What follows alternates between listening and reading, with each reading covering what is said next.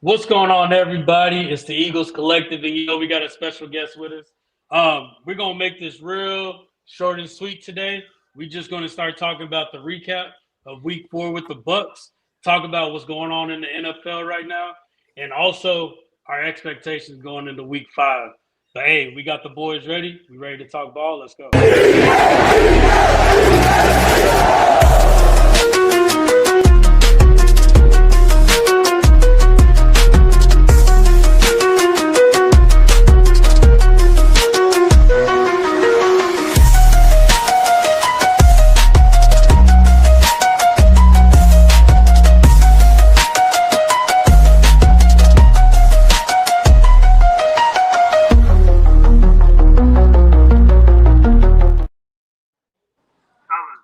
Fellas, how's everybody feeling today? How's everybody feeling?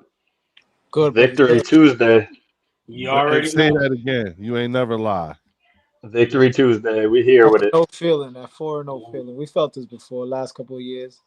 Only a few know about it. Only a few know about it. But we got a special guest today. We got our boy Leo with the Bird section joining us on this Tuesday. Leo, what's going on? What's going on? What's happening, everybody? It's your boy Leo coming back to you from the Bird section. Oh, I had to come see my boys at the Eagles Collective podcast because we got to talk some Week 4 business. Okay, got a lot of things on deck. Can't wait to get to my man Warren. Got my man Scotty, my man Jay right here. So let's get into it, y'all. What's up, fellas? What's good? Chilling, bro. Chilling. 4-0, baby. 4-0. 4-0 I feeling. know, right? I know, right? Feels good. Hey, it was a rough 4-0, and that's what. Let's go ahead and dive into it. Just we saw this game, and it looks like the team kind of took off where they left with the Rams. They started off fast. The biggest thing that I noticed Jalen said, we need to stop playing to win and actually start playing to not lose and start playing to win. So Right. the biggest thing I saw out of this was they set the tone of this game. First tone set was that block punt. Sidney Brown ran it back for the touchdown. Block Yeah. party. Yeah, exactly. But then we kind of fell off a little bit. But I'm gonna start off with you, Scott. Just give me a small recap of what you kind of saw. Who stood out to you this game? Just your overall view on this game going into Week 4. I mean, first of all, standout. I got to give credit to Cooper DeJean and Quinyon Mitchell Yeah, because those were our two early picks last year in the draft, and I mean, they keep showing signs of improving. They're getting better and better. You can see it. Yesterday, they played like they've been in the league for 6-7 years. So I mean, I love the way them boys are playing. When those dudes are going, like it's like our whole defense just feeds off of the secondary sometimes. So I like to see that. But as far as the game went overall, for me, it kind of the way I describe it is like the way we played the Rams last week. It was the total opposite. So we started off struggling, and then we picked it up in the second half. We had the great comeback. This week, it was like we were feeding off of that. So our first half was like poised. I mean, they were dialing up plays. KP was dialing up plays. He had those shovel passes to Goddard. Like, when do you ever see Jalen do something like that? So it was like there was new things implemented, and it was almost like it was feeding off last week. And then in the second half, obviously there was a little bit of a collapse. We couldn't even complete a pass. Obviously, the Todd Bowles switched up his defense a little bit, started disguising coverages, and it threw us off a little bit. But there's no excuses for that. I mean, I'm happy we got the win, but there's a lot more we got to get covered out or get figured out here, and we're going to cover it today. Jay, tell me what you were thinking with the game. Any recaps? Yeah, no, I was excited for the beginning of the game. The block party started it off, and the offense was moving and everything. Something just still kind of feels a little off. Something feels like it need to be tweaked a little. Something just doesn't feel. Everything is going good. I feel like them overall, but something just don't feel a little right. So I just hope they could, get like last year. They got through the first 4 weeks, and then they went through the bye and regroup. Maybe it's gonna be easier this season to regroup for them because they've been together. They know how to get through this type of situation. I just think they just got to get the passing game a little bit more in sync. But I'm glad to see Jalen, man in the ship, didn't let the collapse happen in that game because that would have been terrible to get that loss after going up that big in Tampa. But I'll tell you what, Baker Mayfield he's not an easy out. You feel me? He's not an easy out. He started if you really think about it, those 2 touchdowns that he scored were a little opportunistic. Jihad Campbell got caught at a bad angle because he had a good game minus that touchdown he gave up on the team.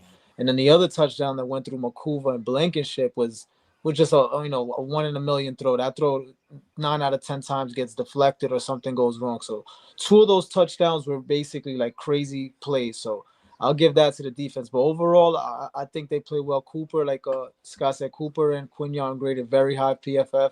They had ultimate games. I think Campbell played well, minus the touchdown he gave up, and also Zach Bond. Zach Bond played very well. Zach Bond did his thing. Zach Bond made a lot of opportunistic tackles at the right time, so he's a great leader on defense. But overall, I'm happy with him. I just feel like they need to tweak something. Something just doesn't feel 100% on par. Yeah, that interception by Jahad Campbell and that forced fumble that he made, Mhm. that right there, that's a tone setter. Big time. That's a tone center. If it was me, I would be putting him front line of rookie of the year right now. He's Like, balling. Sure. Yeah, I can't think of Sure. another rookie. Leo. It was sad we gave up that touchdown. They consoled him on the side. They were telling him, like, you good, because you're playing well. Don't get your head up because you gave up a touchdown. Yeah, everybody's going to give up plays. It's the NFL. You get paid to stop people. He did his thing. What I like about him is his coverage skills. He's playing at the second level. Absolutely. He plays so well in coverage, bro, especially for a rookie. Especially for a rookie linebacker. On all three levels of the field, you understand? And those are players are real sideline to sideline players. Good one. So what I'll say is that, first of all, if you think about looking at this team and this defense, even going back into last season, they did exactly what they should have been doing. Like they did exactly what they've done since last season. Held a team to under 24 points. Okay, so let's just looking at it from a big picture perspective. Has it looked pretty? Absolutely not. But this game actually turned out the way I thought it would turn out. It's week 4, the last of the 4 games in which you get where all 32 teams are stumbling and bumbling their way into figuring out who they are. We also at the end of the day, this is the best stumbling bumbling we've had in a while, but if you think about it, we always start off just like this, which is slow. It is quite obvious offensively, we are not doing what we used to do. And to be honest with you, when you look at why Saquon isn't getting off, I can't think of a game where I saw any of our offensive linemen actually pulling. They're not pulling like they were last year. So I see that's one area in which I can clearly see we're not doing that we did last year that would create holes, because last year every man on the offensive line knew how to pull. Okay, so like, and I would imagine that this is something that is actually going to get fixed. Is memory serving me correct? But wasn't it exactly this time last year when Jordan Mailata and all them went into Nick Sirianni's office and said, "Hey, we need to get to doing what we do best," and then after that they started the run. You know what I'm saying? So herein lies where we are. We're in week 4, okay, and last year, by the time we got to week 4, we were 2-2. This year, we get to week 4 and we're 4-0, and with a shit ton of things to have to fix, to have to work on. That's a good thing, because what's going to happen is that we're going to heat up. Our next opponent, which is the Denver Broncos, is going to be our next big, our even bigger test than the previous 4, because week 5 is normally when teams start rounding out into who they're going to be.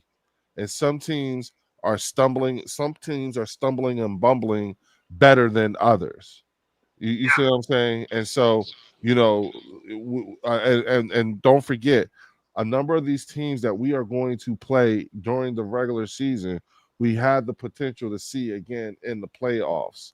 So the Kansas City Chiefs that we saw in week 2 ain't going to be the same Kansas City Chiefs in the Super Bowl if we were going to see them again. The Los Angeles Rams we saw in week 3 ain't going to be the same Los Angeles Rams. And you know that this Tampa Bay Buccaneers team ain't going to be the same Tampa Bay Buccaneers team if we have to see them in the playoffs. Baker ain't no punk. He's quick. He'll throw the ball. And you know that their defense is out to try to. They even signed a guy to help stop the push for us. Florida, that Florida Yeah. State tackle Yeah. / nose guard. Yeah. No, Yeah. and what's crazy is he didn't even play. They didn't even put him in Yeah. the game. I was gonna say they didn't even put him in. Yeah, they didn't even put him in. Yeah. So like my biggest thing when I went into this game I was watching, I wanted to see if there was going to be a huge drop off with Ringo. I'll be honest with y'all, because like we all went out, me and you Scott, we went out and watched the game, but like we having a good time. So I kind of watched it after. Yeah, of Ringo course. didn't have too much of a drop off from Adoree Jackson and Jacorian Bennett. Yes, he got burnt a few times. I think his biggest issue is his tackling. Tackling. His tackling is terrible. Yeah. But like somebody mentioned, like how often do our cornerbacks really that good at tackling? We just happen to have Cooper DeJean, who was one of the best tacklers. Mitchell too. Mitchell too. Yeah, Mitchell. He puts folks down. But Mitchell missed a few tackles as well. Yeah, Mitchell in that game. Yeah. Yeah. Well, so like Warren, Jacorian Bennett has been targeted on half of his coverage snaps. You see what I'm saying? He's out of 20 snaps, he's been targeted 10 out of them. They picking on him. You know what I'm saying? Yeah, they're not afraid to throw at him. You know what I'm saying? Yeah. Even in tight coverage. That's what they do. Like, so it's and we gotta know that. And again, I think what it is I think it's just at this point mitigating the damage. That's the best you could do, is to mitigate the damage. You know you're short up when it comes to Q. You know you're short up when it comes to Coop. You know what I'm saying? So the best you could do is, and you know you're short up when it comes to the seams, only because you know Zach Bond and Jahad Campbell can now cover tight ends. You know what I'm saying? And then so where's the question mark at DB2? Yeah, so you just mitigate the damage that's caused.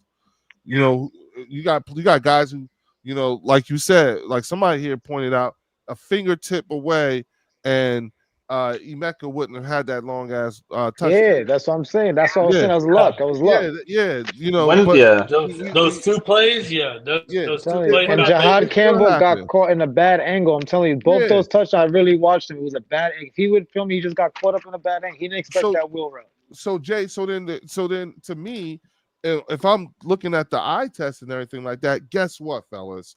That shit is fixable. And at the end of the day, what was the damage? 23 points. Cool. Because that's how we was averaging all we going back into last year. Cool. And that's low for a team nowadays in the NFL. Yeah. But you brought up the O-line though, and I want to talk about that a little bit too, because back to the other side of the ball, I heard I think it was on WIP, Mailata said that he feels like the O-line isn't getting, or the offense isn't getting out of the huddle quick enough, which I haven't noticed that, and that's something that I hadn't paid attention to, so I'm going to week 5. But what I have noticed is Landon Dickerson has already given up 3 sacks. Last year, he gave up a total of 8. Jordan Mailata has already given up 10 pressures. Last year, he gave up 20 total. Mm-hmm. What else? Cam Jurgens doesn't look like the same Cam Jurgens from last year. Like, our O-line is having serious problems. And for a stout O-line with these guys, they suck right now. Well, if you also look at it, we're also at this point where we're working on our 10th offensive line combination, which puts us 4th in the league. Which doesn't help at all. Yeah. Well, but here's the thing though. Last year we ended the season with the 4th most offensive line combination. We had 29. Wow. Yeah. But we had the depth to be able to do that. This year we don't. Well, yeah. But see, here's the thing though. I got you. But think about what we were saying at this time last year. Yeah. And I'll put it there. That's another thing that we got to think about too. Yeah, the way we opened up our season, we beat our division rival. I mean, the biggest rival in sports. Week 2, we go beat a dynasty, the best quarterback of this generation. Week 3, we beat a solid ass Rams team. In week 4, we beat the team who's beaten us the most we these past 3 years. exercised So the demon. Yeah. We executed on every. We executed and we And look, hold on. we I want to did say, we did our job. I want to say one thing real quick. You know how dangerous the Rams are? The Rams have played 16 games, their last games, right? They have 3 losses in those 16 games, right? yeah, they got hot last year too. All three of those losses are to the Philadelphia Eagles. Crazy. Do you understand? Do you understand, Crazy. bro? The Rams are dangerous. That's a team everybody got to keep their eye on, bro. They're Yeah, and dangerous. mind you, for them, they were returning to the scene of a crime. Remember Yeah. that? Yeah. They were coming back to the scene of a crime because they felt like we won their Super Bowl.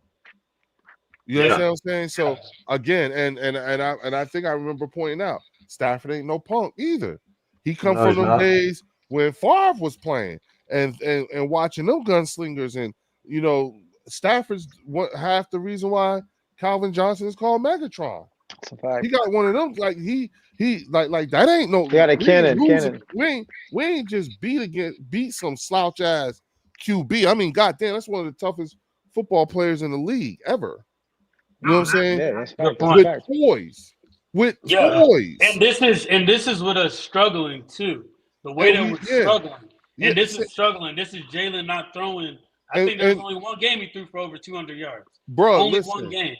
Bruh, if you look at that game on Sunday against Tampa Bay, the game against Tampa Bay was actually playing to the strengths and the way Tampa Bay has been winning this year.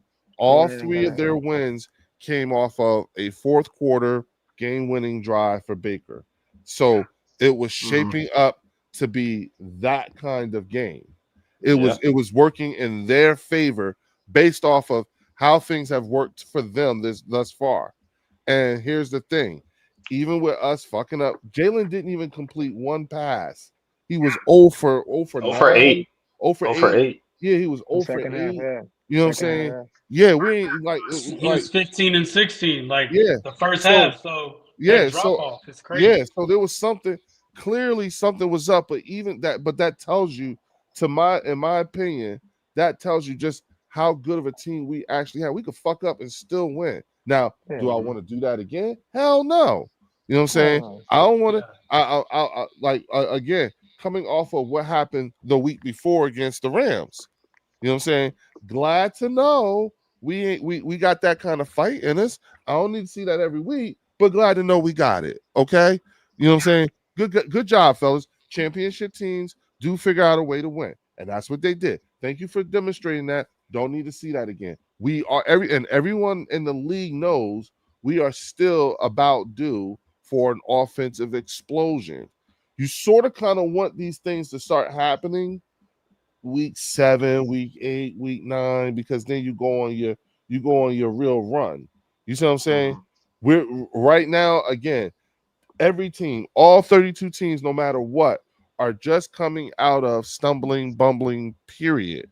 Some are still stumbling and bumbling, are going to be stumbling and bumbling a little longer than others. Most not. What we have to do, it's incumbent upon us to try to stack as many of these early wins as possible. You see what I'm saying? Denver could easily be a trap game for us. It could easily be a trap game. That's the best. That's the best 2-2 team in the league right now, and they believe that's not a team that we want to. You got to prepare for them boys. They got a solid D line, one of the best, if not the best D line in the league right now so far. The secondary is trouble. Yeah. But I think Bo Nix is going to struggle with the Eagles defense. Yeah, probably.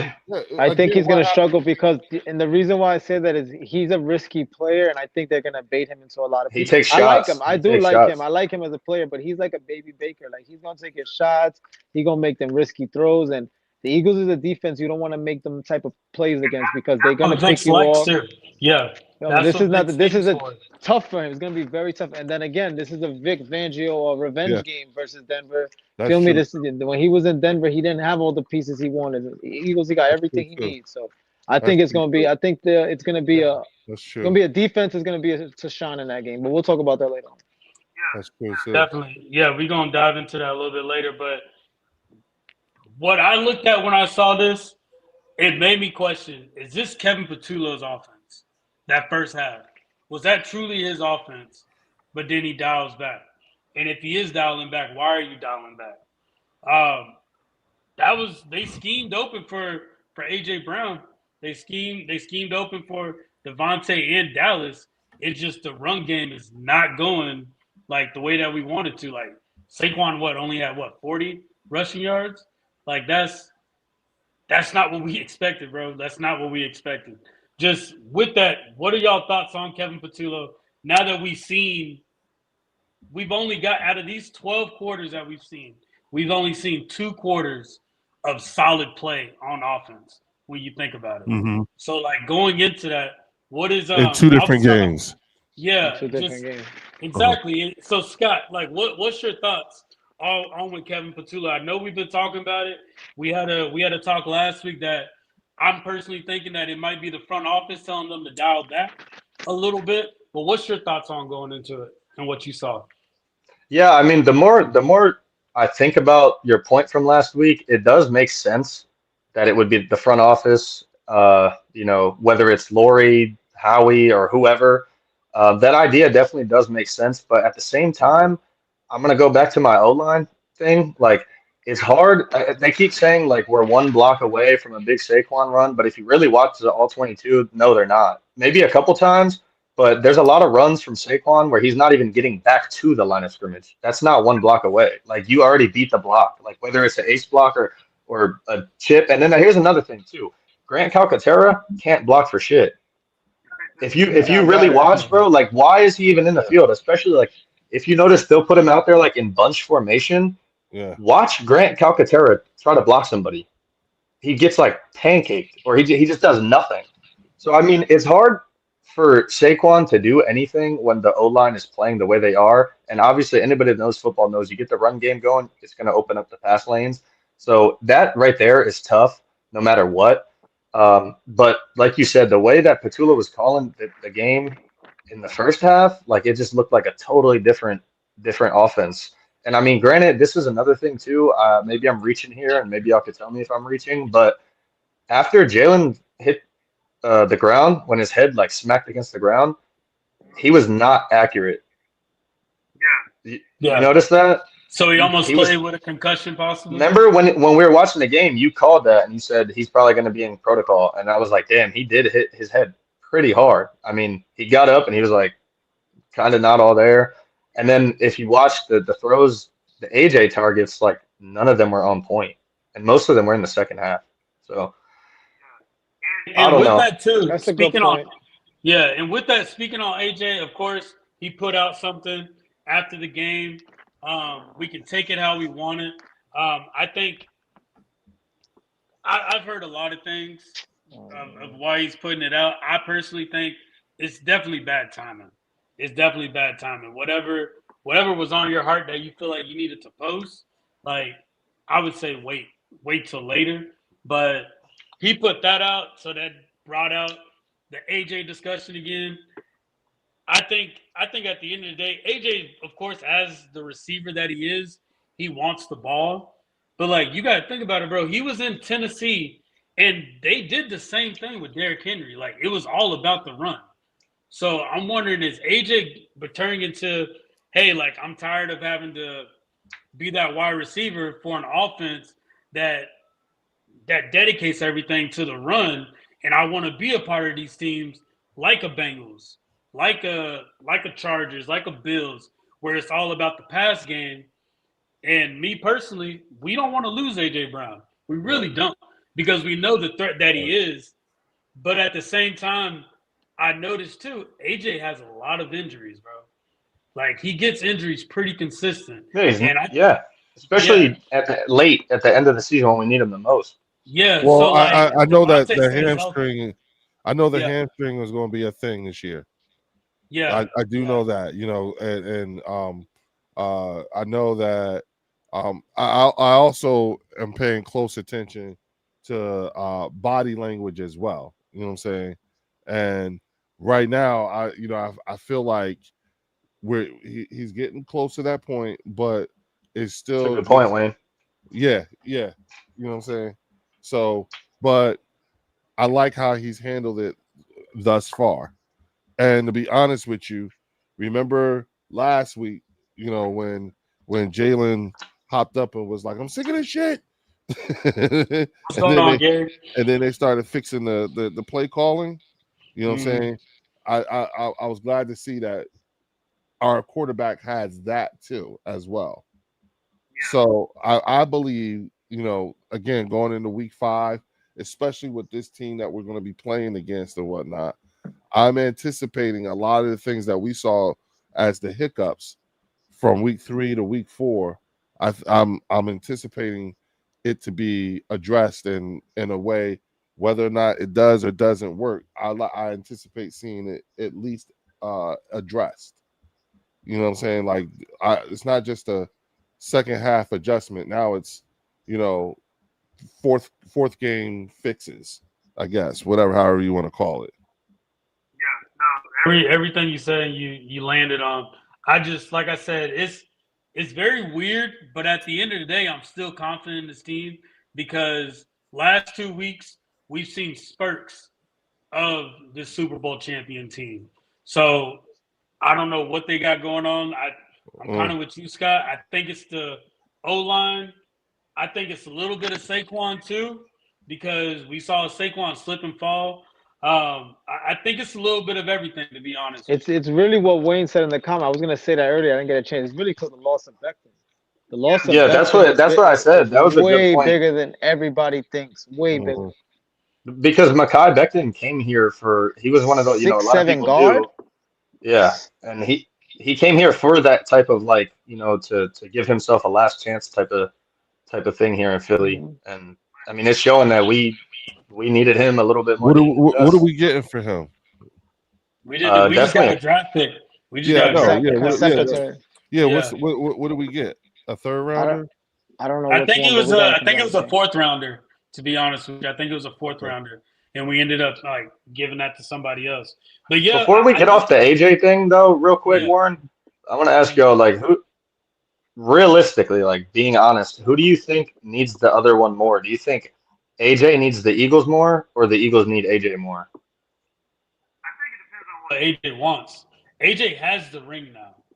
Now, if AJ wants to go and make himself be one of those Hall of Fame receivers and be up there to where they have conversations about him, I think he should stay on the Eagles. That's my personal opinion.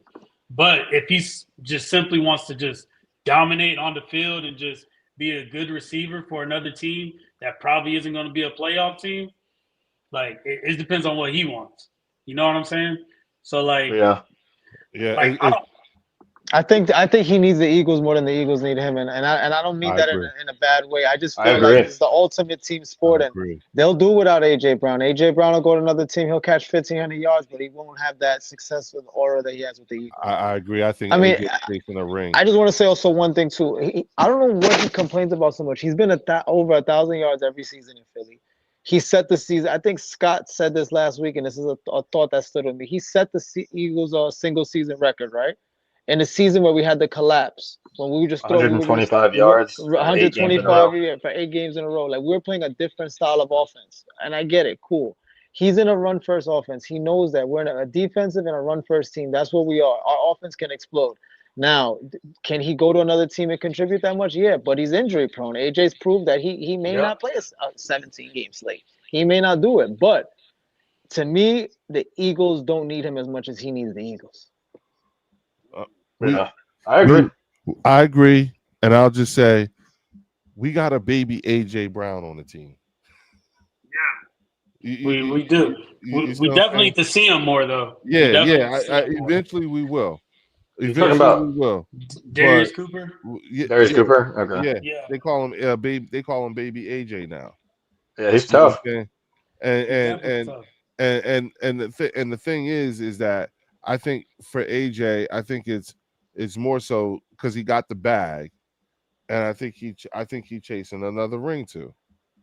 I always go back to think about what the biggest lessons learned for them was after they won the Super Bowl last year. What did AJ say? He thought it was going to be something else.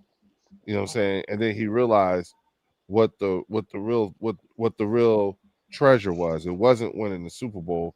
It was the whole journey to win the Super Bowl is what Leading he up figured to it. out. And he wanted to hurry up and get back to work. Smitty did the same thing. You remember how they quietly went back to work early as shit? You see what I'm saying? So I'm thinking, like, hence why they're not acting a fool. You know what I'm saying? And, like, mind you, like, especially I'm in market here, right? I'm in market, right? These people around here still have PTSD over T.O. and McNabb. Every time AJ even looked like he about to, crash out in any type of way, they think T.O. and McNabb around here. It's funny as hell. And it's like, no, that's just, remember, y'all, this is how their relationship work. You know what I'm saying? Your best friend can say things to you that other people can't in a way that other people can't say it to you either. You see what I'm saying?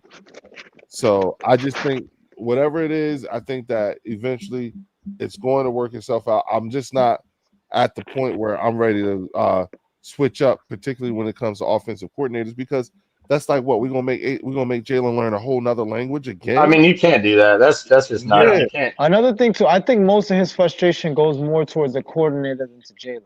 Yeah, Like, you understand, and it also comes Yeah, down to execution. I think what it comes you down might be to, right, Jay. I think he's more upset with the coach and the style. Like, why y'all don't use more? Because look, yesterday watching the Jets game, Garrett Wilson was on the sideline complaining, "Throw me the ball, throw me the ball." Yesterday, Jamar Chase on the sideline, I saw that. Every receiver does it.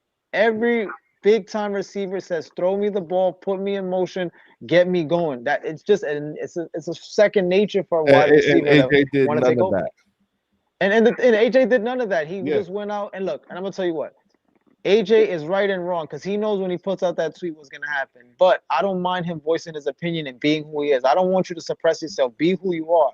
Now, if AJ left the Eagles, obviously that's a huge void to fill. But he's gonna get his 1,000 yards. We're having this conversation now. Remember, I'm telling you, he's gonna hit his 1,000. He's gonna get more than 8 touchdowns. He's gonna do what he has to do for the season.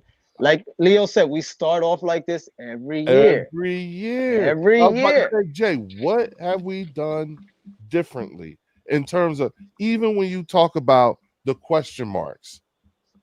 Right, Scott? I mean, come on. Week 4 last year, remember the question marks then? Yeah. Remember how we was talking then? It was pretty similar. Yeah. See, the only difference is that 4-0. we just did it better this year. Exactly. Yeah. Exactly. The last thing we want to do is force the ball to AJ either, because I think. And if you think about it, that's what it looked like yesterday or Sunday. Excuse me. That's what it looked like on Sunday. 3 consecutive plays, and you cannot do that. You can't force the ball to somebody. Listen, they need to. Wayne just said it. The play calling is bad, of course. Yes. Yeah, I was trying to read that. Like, that's why I think his frustration is more toward the coaching than to Jalen. Jay, it was the same thing last year. We had a brand new offensive coordinator this time last year. Remember, Kellen? The issue with that was all kinds of question marks. We were losing AJ, we were losing Devontae, we were losing Dallas. Like, at the end of the day, none of those receivers were reliable. The only reliable one was Saquon. So when they were talking about let's turn it over to the run, we gave it to our most reliable person at that moment, and we saw success with it. But to keep that and keep going with it, I think that's where the problem leads. We just need to see it could be play calling, it could be the line, it could be Jalen. Like you said, that concussion, if it was one, that could be an issue. There's so many different variables that came into this game. The part that bothers me too is that, like, when we see, I mean, what is Saquon averaging per carry this year? 2.5. Very pedestrian. Something like that's how he ends up, bro. When he played with the Giants, he was in. If you look at the years he was injured, that's what he was averaging per carry, 2.5 or 3 yards or whatever it is. So it's like, I don't want to end up in the same situation that he was there. And I know it's too early to say that, but I'm gonna bring it up and bring it up and bring it up until it doesn't get right, because what'd you say it was? 2.4. 2.4. That's horrible. He entered that game at 2.7. That's crazy. Yeah, that's horrible. And his first breakout run was with the Saints. That was What, game 3? That which to me says it's so bad it's negligible. Which tells me that this is something.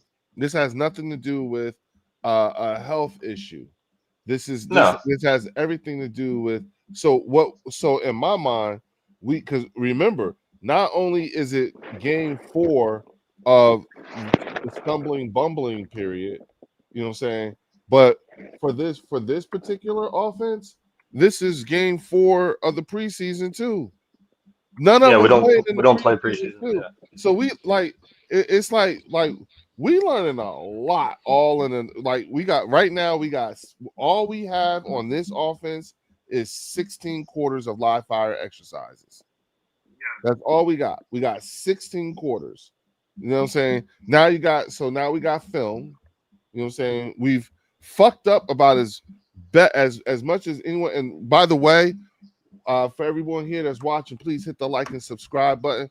Hook your boy up at the Bird section, and also carry y'all asses on over to the Eagles Collective Podcast and hit the like and subscribe button over there as well, because we're gonna be doing this quite often, y'all. And y'all know, y'all know how your boy is. I be getting in my damn feelings because this shit is like, are you serious right now? You know, I'm sorry, y'all. But go ahead, Scott. No, you good. What were you about to say, Scott?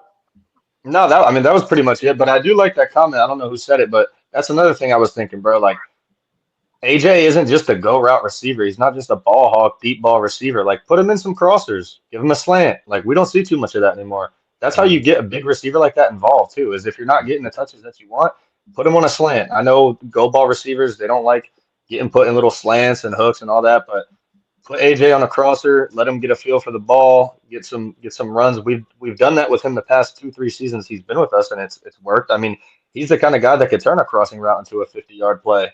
So he's amazing with the football. Like, you got to get him in space, like you said. Get him in space, he can make more 10-yard slant. He cuts up, bro. For as big as he is, that's a big ass dude. He's out there cutting up when he gets the ball in his hands. So, I mean, that's one way to do it. He's one of the best receivers, yards after catch.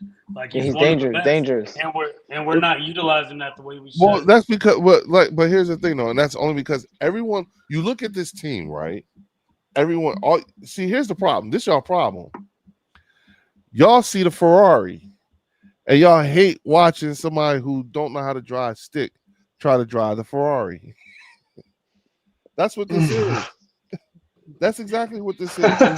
We don't have patience for them to learn. Yeah. Nah. I don't want to hear that. I'm thinking somebody who don't know how to drive stick, the engine don't sound. Exactly. That's why y'all frustrated, because you hear him grinding. You know what I'm saying? And he jerking. He jerking the car and shit like that. The clutch up. Yeah. And y'all sitting in the driver's seat screaming at him, you know, drive this motherfucker. And y'all scaring him. Yeah. I'm gonna keep screaming at him though. That's the thing. I'm never gonna stop screaming at him. Okay. Yeah, that's funny. That's funny. Yo, so anybody else got any last minute things before we turn over to around the NFL talk about these other teams right now? I'll say that gonna miss thinking about like Nolan Smith going on IR, you know what I'm saying? Seeing what's going to happen with what is it? Eguanco? Anquaro or something? Yeah. He's on edge IR. rusher. Yeah, you know. So from a pass rush perspective, and also taking note that we now have one open roster spot and one open practice squad slot too. You know what I'm saying? Okay. So be prepared. You're probably going we may see some more signings. Y'all, and this is the part that I think is where Eagles fans where it pisses people off. We are working from I have the supreme confidence that Howie is on the phones doing something, trying to make our team better. You know what I'm saying? That's a sense of security that a lot of other fan bases don't get to have.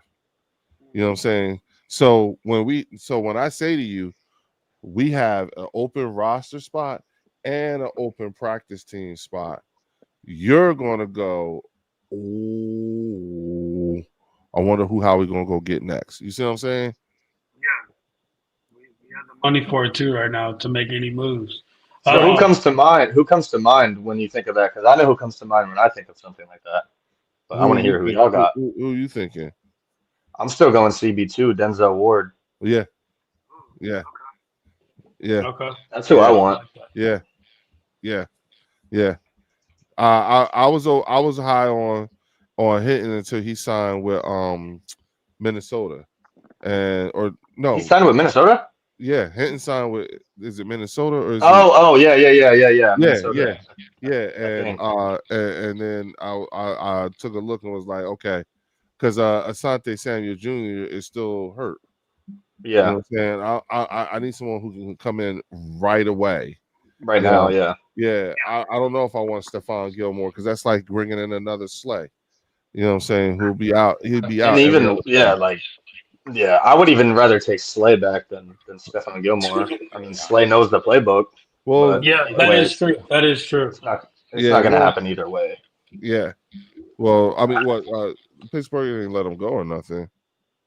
No. I'm just No, saying, like, if it were up to that, it's not gonna no. happen. They're not letting Yeah, him go. like I definitely think we should have kept Isaiah Rodgers and Becton. I Absolutely. feel like those could have been two That's what moves I'm saying, that bro. Yeah, how we could have yeah, worked out. Because yeah. when you sit there and think about it, think about how many changes how we had to make just to replace those guys. Like Absolutely, we switched absolutely. through so many people because those are the two positions that he let go. And we got Keon Green. I think he signed with the Ravens now. Yep. I think. He went cheap Yeah, at cornerback and yeah. it's not going well. He could have signed Rodgers or Slay. They didn't want to play Slay because obviously he's aging, but he's playing well in Pittsburgh. I think he still had a year in him left with this defense. He would have been Another fine. thing we're not talking about. Sorry to cut you off, Jay. My bad. Go No, ahead. you good, you I good. just No, you good. No, I'm just saying we should have signed one of them, though. Like, at least one of them. Oh, well, now we know he's human. He makes mistakes. Nah, you good, Scotty. You good. Go ahead. one thing we didn't cover that I just want to get y'all's thoughts on real quick is when you were talking about the people that like Zay Rogers, Mekhi Becton, like we lost those guys, and we noticed there's a difference without those guys on our team, right? Another one that I think is going under the radar just a little bit is Milton Williams because he's next to Jordan Davis, he's next to Jalen Carter. Those guys are the bigger names. They always were the bigger names until the Super Bowl last year. But now those guys are here. A lot of the line is still there. Milton Williams is not, and every running back is running for 100 yards on us now. Our run defense is like the one part of that defense that has a hole in it. Yeah, that's the one area that does draw concern because Okay, yeah, so then here's the $1 million question. Where were we this time last year? Same, Right. same. Not really though. Our run, we were didn't have having a nobody little bit of running. issues. Yeah, we We had a we little did bit of we didn't problems. have nobody running for 100+ yards every game on us though. Like Yeah. Javonte Williams, Kyron Williams, Bucky Irving. Those are two of them are Yeah, we good. didn't No, allow a 100-yard rusher for well we into the ended season. we ended the season as the #1 defense, but we started Overall, yeah. yeah. But the way we started the season, no, we weren't. Remember, we were 2-2, and we were getting run on too. Yeah, we were. This time, remember, You right though. before, Our defense, because I remember Sirianni's job was even in question going into the bye. They're like, yeah, his job was in question. So I do remember. But if you remember the Saints game, they had their run defense. I think that's when they went. Which game was it? That was the game right before the bye week. but here's the thing though. They started forming. My point is that we're actually in better shape this year than we were at this time than we were last year. That we can agree on. Be- I think we all could agree on that. The only reason why I'm saying that is because it is on the defensive side that we see the most where we see the least turnover in terms of coaching. Everybody on our defense is in year 2 of the Vic Fangio defense. The only 11 people. Everybody else on the defense is in year 1. And the guys that are the guys that are starting and everything like that, they were our depth guys last year. And again, we're just in week 4.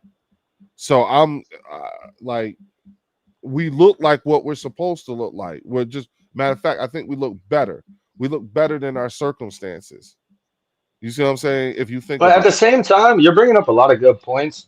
But at the same time, last year already happened. There's no guarantee that we're gonna find our way out of this. Like I'm just being realistic. Like last year, we started off rocky. We were 2-2. We figured it all out. But this is a new year, and there's no guarantee that the same thing that happened last year is going to happen. Like we saw what happened the year prior. It was a complete collapse. But here, but you know what I mean? Antoine, leave that comment pin. Leave that comment pin. But what I am saying is that what is new, right? Here's the thing that is new on the team. The thing that is new is we have the same defensive coordinator going that this year than we did the year before. Yeah. You know what I'm saying? That's a really good thing. Right. That's now, a really good thing. What is old and always happens is we got a new offensive coordinator. Yeah. And we're learning a whole new offense again for the 5th time. You see what I'm saying?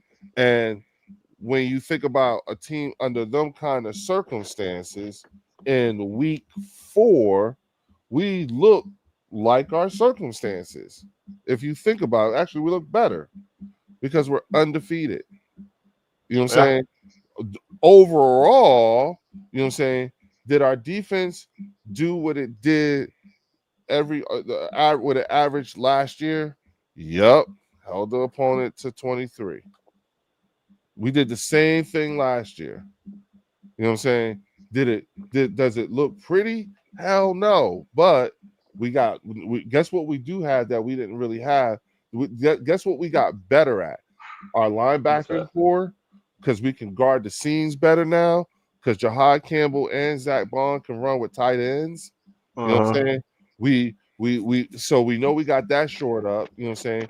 We found CJ GJ's replacement and Andrew Makuba. You know what I'm saying? Cooper DeJean has been lining up in the opposite Quinion the most at this point. You know what I'm saying? And look at how well he's doing. You know what I'm saying? You don't really hear Reed Blankenship's name and it's all that in a negative way like that, which means that if you're not calling his name, that's a good thing. You don't always want to hear a safety's name. Exactly. That's my point. You know what I'm saying? And you know, and Q, you know what I'm saying? And with all that being said, because we took some hits in the pass rush, but I like the way Zadarius Smith looks like he's coming along. You know what I'm saying? It's like, okay, again, mitigating at this point, what we got to do is we got to mitigate the collateral damage, which is at that DB2 position, and also to your point earlier about the run. That's not bad. That's not really all that bad, especially for a bunch of guys who are still getting to know. Because isn't the defense where we took the biggest hit in terms of starters lost? Yeah. Mm-hmm. So I'm gonna ask you, Leo, because what week should we be in, and we should draw concern if these things keep happening? Good question. What week should we like press that panic button or at least have our hand on it? Well, I would say once we get past after week 6, week 7. Saying after that Giants game, that second Giants game. Yeah. Okay. And the only reason why I'm saying that is because that gives us enough time for there to be a turnaround and consistency. You know what I'm saying? There's a game that means that there should be a turnaround game somewhere in there, and then and then 2 more games after that of consistent play. You know what I'm saying? Because again, we have our bye week is week 9, 8. Let me see. I got it right here. Week 9, something like that. Week 9. Week 9. Yeah. And remember, our bye week came early last year. It did. You know what I'm saying? 5. It came. But we needed it. We needed it. We needed it last year. Yeah, and then we went on, but we went on that run. That's the best bye week they ever had, bro. Yep. It's also when Cooper came back too. Who came back that same time? No, he started. Yeah, he started starting after that. Yeah, he started and starting. Browns- He was The around. Browns game. Yeah, it's Yeah. also important to note we do not have a back-to-back game this year. If you look at the rest of this, Home, right? there's no What do you mean back-to-back at home? game. Yeah. Yeah, no, we don't have Sure, any. Only Yeah. time we can hope to get a back-to-back home game would be The if we playoffs. had the playoffs. Yes, you know what I'm saying. And bless us with that this season. No, but But- here's the thing, though. Take a look at the schedule again and note the days of the week the games are on.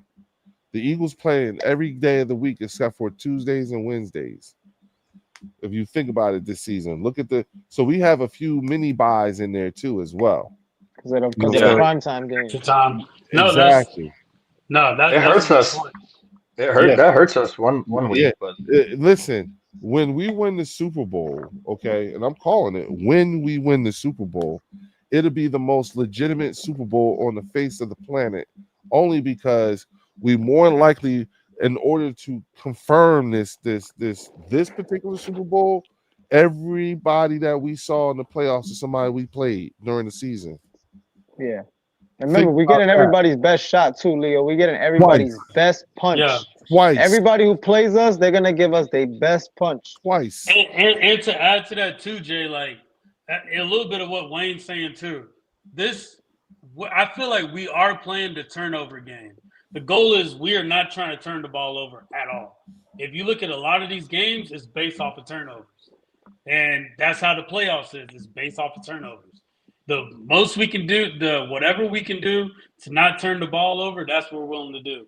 And that may be less passing on our end, but we definitely know we got Jahad Campbell over there. We got Jalen Carter over there. We got Jordan Davis. They're going to knock the ball out and try to turn it over. So it's literally we're playing the turnover game. Mhm. That's literally what it looks like.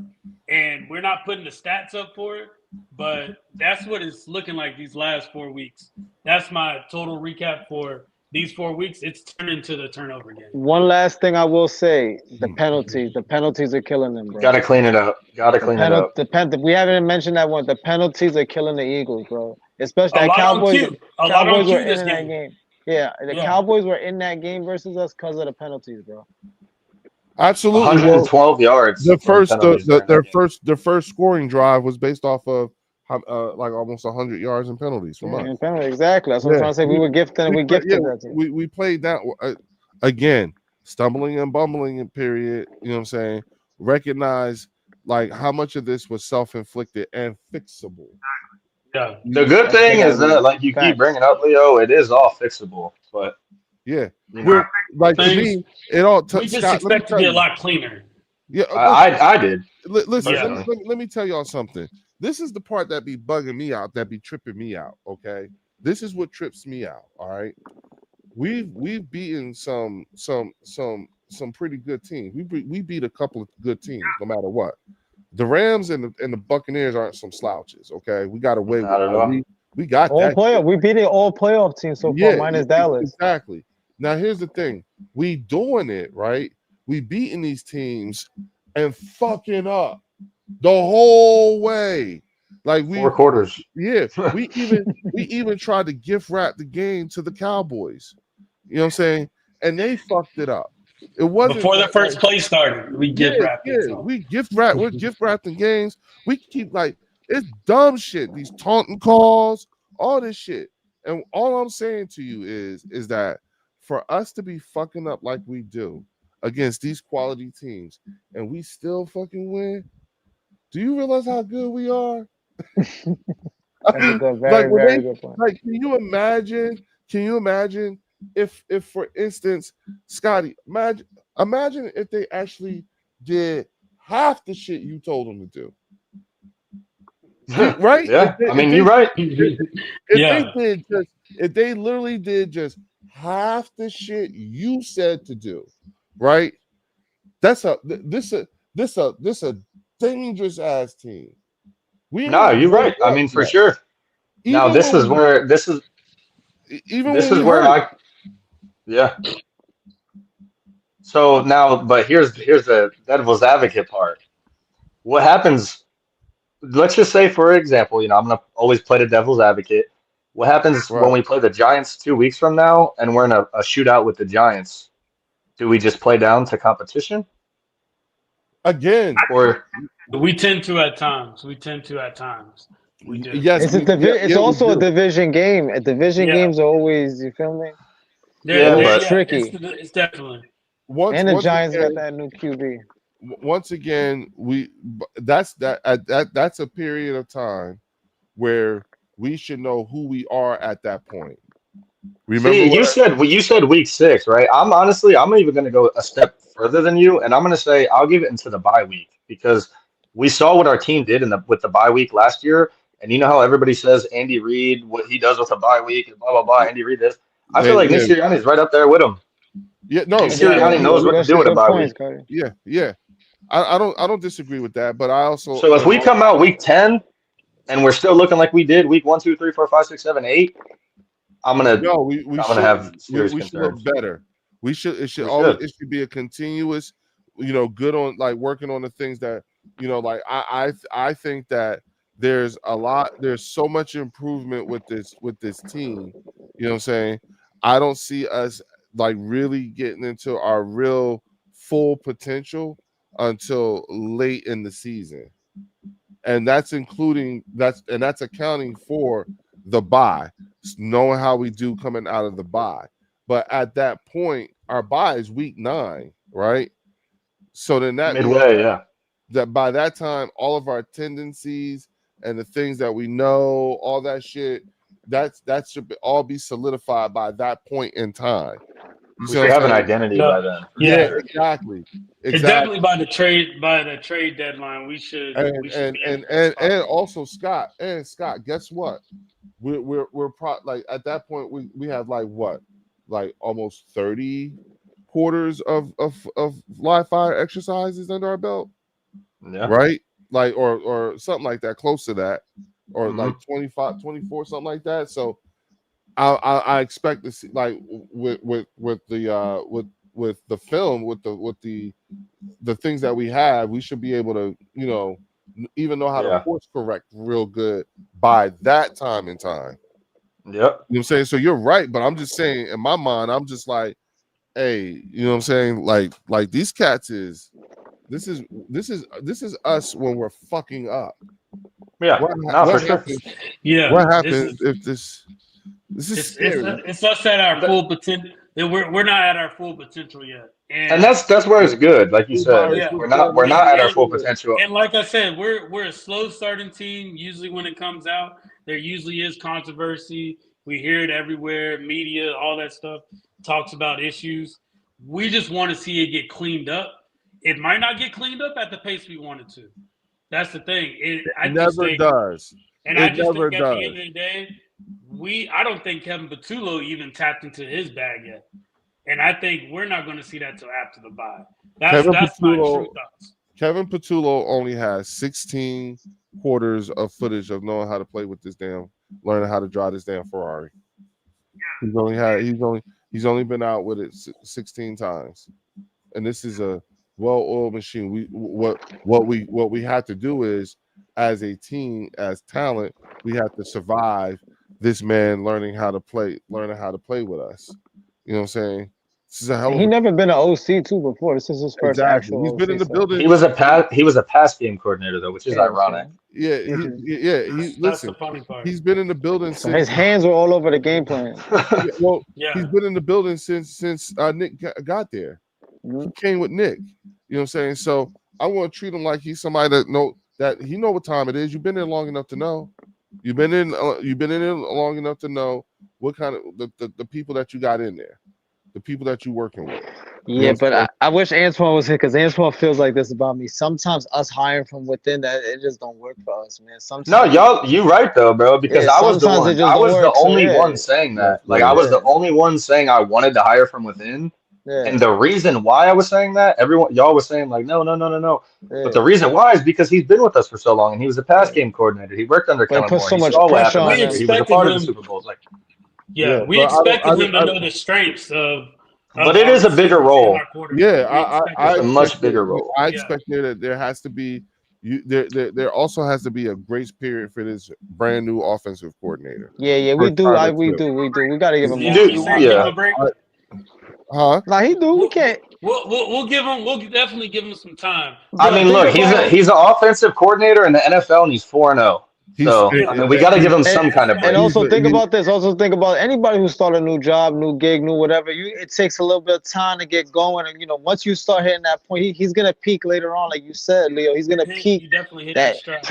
pre-buy. He's gonna peak pre-buy. Watch. Yeah, and the thing is that he actually has done better than last year's offensive coordinator at this point.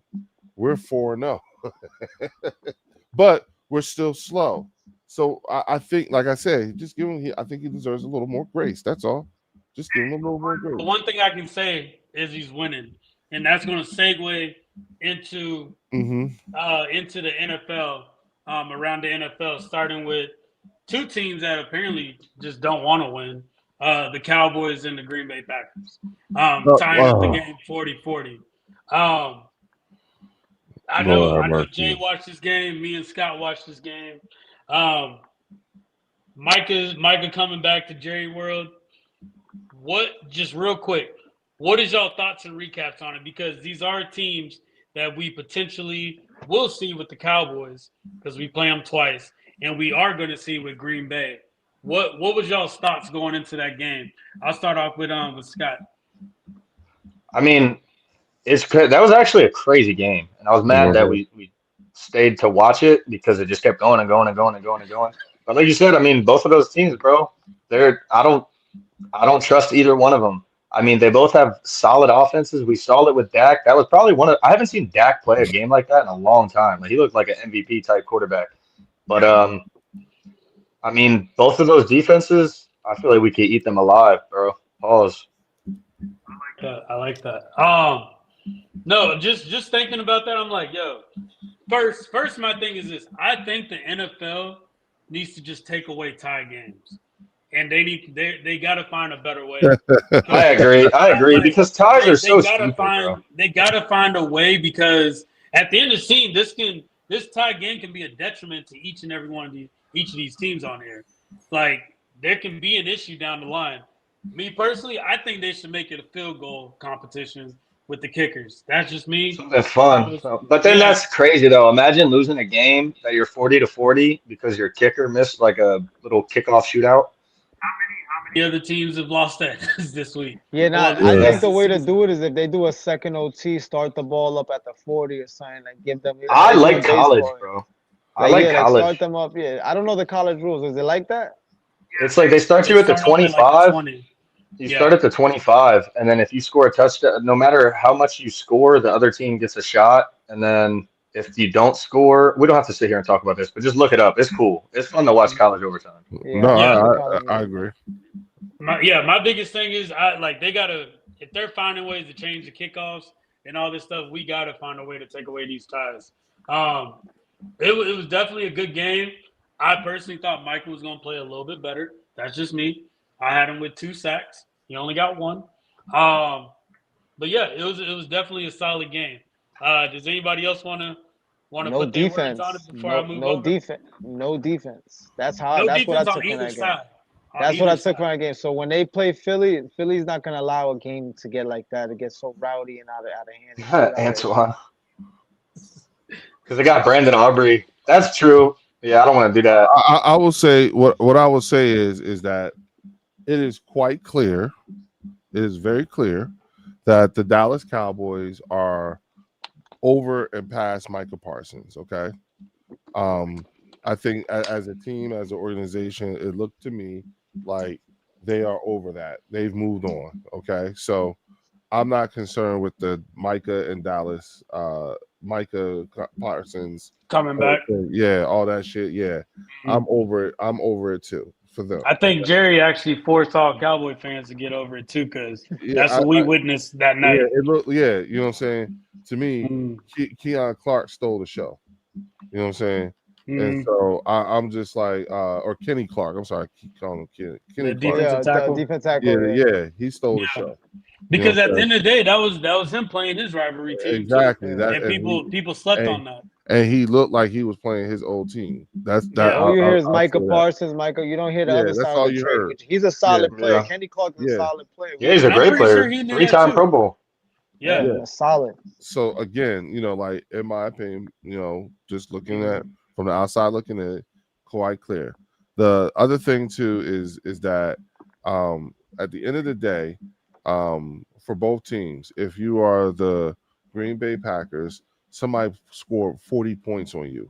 Yep. So regardless of the fact that it's not a loss, someone scored 40 points on you. You know what I'm saying? And same thing for the Dallas Cowboys. You know what I'm saying? I'm not concerned with I get that you're just happy that you weren't embarrassed. Yeah. You know what I'm saying? And I get that, which listening to a lot of the listening to the players and some of the fan base and everything like that, it makes me appreciative of being a Philadelphia Eagles fan because we are obviously breathing very different air. You know what I'm saying? There are people who are happy that they got a tie, that it wasn't an embarrassment. No, like, I agree with you. That was the atmosphere. Yeah. That like we didn't get beat from either side. So yeah, I can imagine y'all must have we're been watching sitting there. Cowboy fans and Packers fans walking out holding hands, bro. Like, Yeah, that's I can literally what it imagine. looked like. Pretty much. I mean, really, bro. Pretty much. I can imagine y'all must have, like, first of all, as an Eagles fans, y'all must have been in their minds the bougiest motherfuckers on the planet. That's how we walk around out here, bro. Y'all, and if you didn't, I swear to God, it would be my main. If I was in Texas anywhere, as an Eagles fan, I would make it my mission to be so insufferable and be bougie. I would be like, seriously, I would be talking cash. Hey, that's what they do. I'm pretty sure me and Scott both walk around all day. That's what they do. I was gonna say. Yeah, act people, like bro. that. I do it on purpose. I sit there and just be like, I look at it and I go, yeah. Yeah, exactly. Yeah. We don't see that much cowboy attire out here. I did see a lot of Michael Parsons cowboy jerseys though. But really? They're out. They still got them. But it looks like the number one jersey is Brandon Aubrey though, to be honest with you. Really? I've seen some Brandon Aubrey jerseys, bro. We saw one the other day. Yeah. It was insane. The kicker. But kicker jersey, they ain't got much hope. Yeah, bro. But yeah, we kind of talked about them.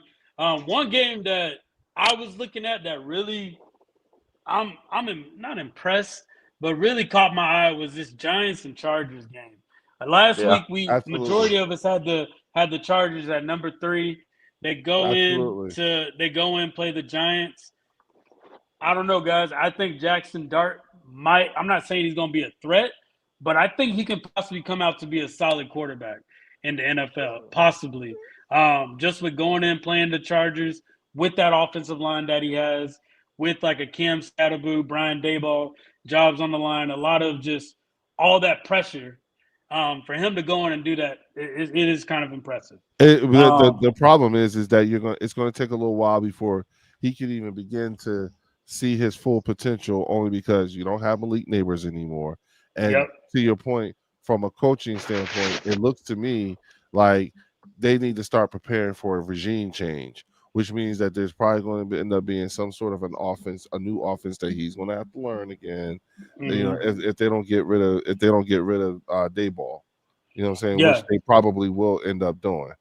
You know, it's also, can he be different too? Because if we look at the recent history of the Giants, they bring in these guys, these quarterbacks, and I like Jackson Dart when he was in college. I watched a lot of college football, so he was a really good player for Ole Miss. Like, he was a gunslinger. He could run the ball. He's very confident in his play. He's definitely good. It stands out. Yeah, exactly. Yeah, gotcha. But the other thing is like, we've seen, like I was saying, in recent history with these Giants quarterbacks, that they come in, they do great, against a good opponent. They win these 2-3 games. The whole city of New York is like happy, like, oh my God, our Giants are back. And then boom, it's done. They suck. Like, that's just what we've seen. We've seen it with Daniel Jones. We saw it with Tommy DeVito. We saw it with the other guy that they brought in. Like, can Jackson Dart be different? If I'm a Giants fan, that's what I'll be thinking. Listen, if I'm the Giants, you know who you go get. Like Antoine said, like they're gonna get blown out. What? But go ahead, Leo. You know who you if I'm the Giants, you know who you go get? Go get Bill. Go get who? Bill Belichick? Yup. He's too worried about his. I think he's a little worried about his other situation. Girl. His girlfriend. Yeah.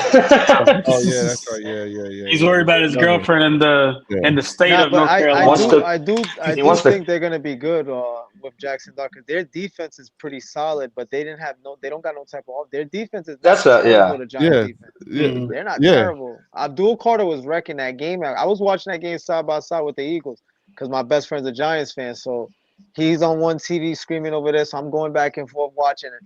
One thing I will say, Jackson Dart closed that game out, bro. Like Chargers was trying, he was making the right runs at the right time again. Like Scotty said, this has happened in New York before. Guy comes in for a little while, he flashes, but he seems a little bit different. But I do agree with Leo said. I do see a regime change because Daboll threw him in there, I believe, to save his job at this so early in the season. Oh yeah. But you know what though, Jay? What's going to be even deeper is that it may not just be it may not be just Daboll. It could be Shane too. Oh yeah. I can see Daboll and Joe Shane going at the same time. Yeah, the GM, right? That's the GM. Yeah. Because remember, this is back to back Saquon, all that shit. You see what I'm saying? Daniel Jones, they ain't trying to mess this one up. Yeah, exactly. I can see that happen. It's definitely a move for both of their jobs. Our division gonna be tough, bro. Our division got JD5, got Prescott not going away. Down the line. You know what though? Down the line. Here's the thing, Jay. Not for the next 2 to 3 years. Yeah. Those guys gotta wait. Everybody except for us is in a years, and I mean, I'm saying it plural, a years long rebuild and something. True. And if we're keeping it all the way a buck, if you look at the league as a whole, just look over the last couple of years, all these teams are doing is they're building their teams to either mirror the Philadelphia Eagles or to directly compete with. Everybody wants a wide receiver 1A, 1B. They want they're not going to say it, but they want the Jalen Hurts type quarterback now. Now they want that guy. Now they want that guy not throwing for 400 and winning the game and managing the game to a point. Here's the problem: is the secret sauce is the Philadelphia Eagles' secret sauce is Howie Roseman and Jeff Stoutland and Nick Sirianni. That's crazy. Vic Fangio. You can't sleep on Vic. And Vic Fangio, the coaching. That's our secret sauce. And I believe what we're really doing is what week 2 did was the confirmation of the sunset on the Chiefs' kingdom and the sunrise of the golden era of Philadelphia Eagles football.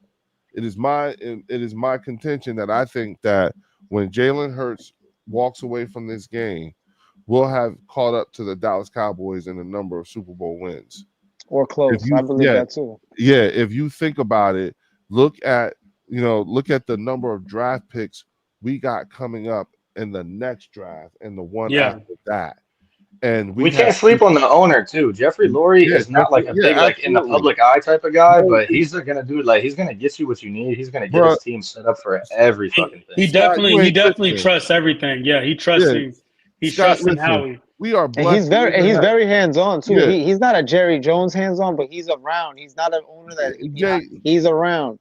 He definitely wants to know what's going on. It's his money. Bro, listen. I had to tell some people when Jeffrey Lurie says I'm having a meeting with Howie Roseman and Nick Sirianni on Tuesday. When that kind of word gets out here, that ain't good. See, I know people get a little desensitized when it comes to Jerry Jones, but here, because see, here's the thing: Jeffrey Lurie don't say shit. You might see his ass sitting there at the draft, and he be doing like this in his chair and smiling, and he'll clap, but you'll never see him say shit. You might see his ass in the locker room hugging everybody and shaking hands and everything like that, but you don't hear him talking. You know what I'm saying? You don't see no microphones in his face very often. You know what I'm saying? He shuts the fuck up. But and as a team, go ahead. He only talks at the conference championship wins. That's when you hear him But look, talk. as an owner, that's how I think it should be. And obviously, I'm an Eagles fan, so there's some bias there. But it's just like owning a company, bro. If you own a business or a big company like that, you're not the manager, you're not the worker, you're not the guy to do this and that. Like, you have the bread, you're a billionaire, you buy something, and you hire people to run your business. Yeah. You pay the people to do the job. Yeah. You're paying people to do the job if you're trying to do and the he job. still does have, it's kind of like, I'm going to hire these people that I trust. I'm going to put them in a certain position, and whatever they need from me that I could do to make them better, I'm going to give them the money to go spend it and do it, whatever. I'm watching it. I'm going to let them do their jobs. He just walks around. You always see him just walking around, dapping people up, like smiling, bro. Y'all, he don't got no radio show. He's not on ESPN. He's not like the other guys. No, he's not like, you don't see him, and he'll fight for his team. What he said at the owners meeting. What the fuck y'all then? Because we're gonna do it. Straight up. Yeah. And he said that shit. What the fuck he y'all? He stands on business. Yeah. He what? And if you voted against this, fuck you too. You know what I'm saying? Yep. I like that. I love that shit, bro. That voted against that's Philly. That's real Philly shit right there. Yeah, it's nice to know he ain't no punk either. I didn't know he had that in him. But okay, you know what I'm saying? To find out, the owner like, well, fuck y'all then. You know what I'm saying? Well, been in Philly for a minute, like Scotty said. That's some Philly shit right there. Yeah. Now I'm gonna tell my coach to run it all the fucking time. What? You know what I'm saying? Because you know why? We got a coach that's crazy and stupid enough to be like, okay. Yeah. You know what I'm saying? Just because you see he was talking shit to Baker. Yeah. Baker, I told you. You know what I'm saying? Type of shit. He crazy like that. I think the team goes around his personality, Nick, bro. They would just be. But he's a crash out sometimes. Yeah, the coach is a crash out too. You see what I'm saying? That's why I love Nick Sirianni, bro. And we got a defense with some goons who are crash outs too. You see what I'm saying? And I said this at the beginning of the season. You know what I'm saying? One of the things that I really liked about this particular team and this roster, what makes us better, while we're going to be a better, the eventuality is we're going to be a better defense this year than we were last year, is because we do have some certified, a really nice certified group of goons. We do. That just all they got to do is just once they round into who they really are. You see the things that they're doing. These motherfuckers is blocking punts and running them shits back. Jordan Davis ran himself to a damn contract. Yeah. Okay. Jordan Davis, that he's earning that shit every week. The price is going up. And your two rookie draft picks too. Yeah. Twice in a row. Like now you got Jahad Campbell and you got Makuba possibly in the running for rookie of the year. Like that's and then take it back to what we got 20-something new draft picks coming in the next couple years. Yeah. You see what I'm saying? We don't use that. God damn. That's leverage for anything we want, really. Yeah. So now it's going to be, because we're going to have, it's always going to be about maintaining the perfect form, the right mix of youngins and veterans. But these youngins got to be contributors on their rookie contracts, because we're going to be cycling a bunch of people out of here. That's what the Patriots did for years. I'll tell you, the Patriots did that for years. That's exactly. Yeah. And the thing is what, like, and mind you, at the same time, you could tell that this is what's really shaping up is a actual culture. You know what I'm saying? Our culture is being done up in such a way that I bet you this time next year, after we've won the Super Bowl, and let's say next year we're 2-2 in week 4, y'all not gonna be mad. Y'all gonna be like, we do this every year. We start off slow. Last year we were 4-0. Remember that? And the year before that we were 2-4. That's how y'all gonna be talking.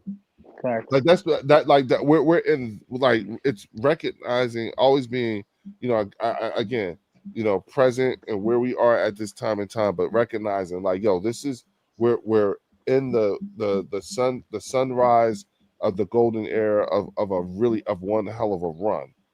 And this particular run on this year, you know what I'm saying, what's going to make it sweet is that every team that we probably will have to face in the playoffs is a team we may have saw during the regular season. So that means that y'all had 2 shots at us and still fucked it up. What? Yeah. We literally are standing where our feet are right now. Yeah. What? That's the Rams.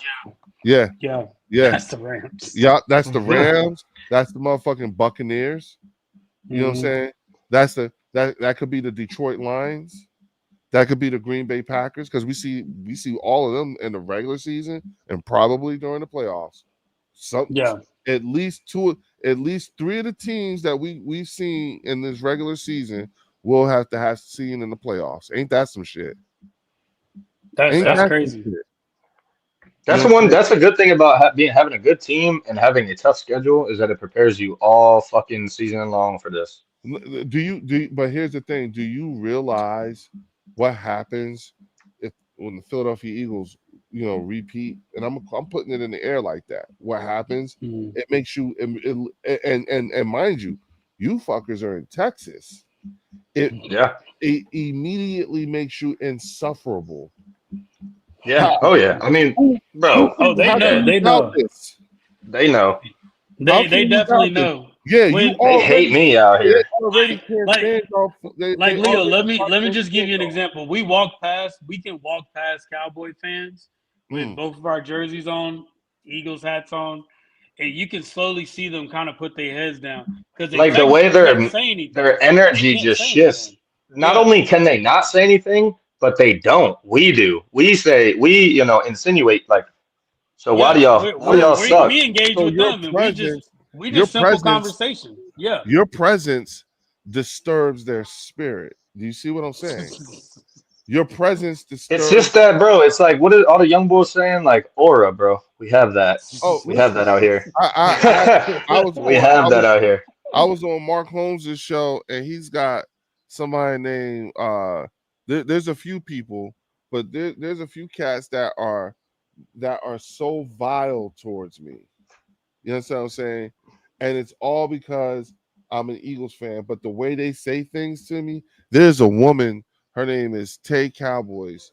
She cussed me out so bad that it was so deep it came from her ovaries. That's how angry, like, that's how much she can't stand me. Not from the diaphragm, but from her ovaries. Straight from the ovaries. That's crazy. When they say fuck the Eagles, that's there is so much in there, y'all. This is hell for them. You know what I'm saying? Say it from the diaphragm. But a lot of them though too, like there's ones like that too, but a lot of them want to be like us, bro. Yeah, a lot of them want to, you know how many doing. You know how many people I've had come up to me and like say like, yo, like, I know I have this Dak Prescott jersey on, but like I fuck with the Eagles too, bro. Like, yo, I would never say that. I would never say that to a Cowboys fan. Yeah, they love never in my life. They wish they had Howie. It pisses them off that they wish they had a Howie. Yeah. They can't get one. Yeah. Jerry has done so terrible. The closest thing that other teams are doing to get a Howie is they're picking people out of his scouting team. They're picking people out of his front office just to come over to their team and just give them just a little taste of what the Eagles are doing. So, just like how Nick Sirianni has his branch of coaching, that's true. Howie is doing the same thing. That is true. He's training his people, and they're branching out. What's crazy is some teams are not even going with what they're saying and actually sending them back to Howie. Because I think there's a dude that ended up leaving the Eagles back in 22. I think he went to the Jets, and then he joined back with us this 2025 season. You're talking about Douglas. You're talking about Hugh Douglas. Yeah. No, not Hugh Douglas. It's another Joe dude. Douglas.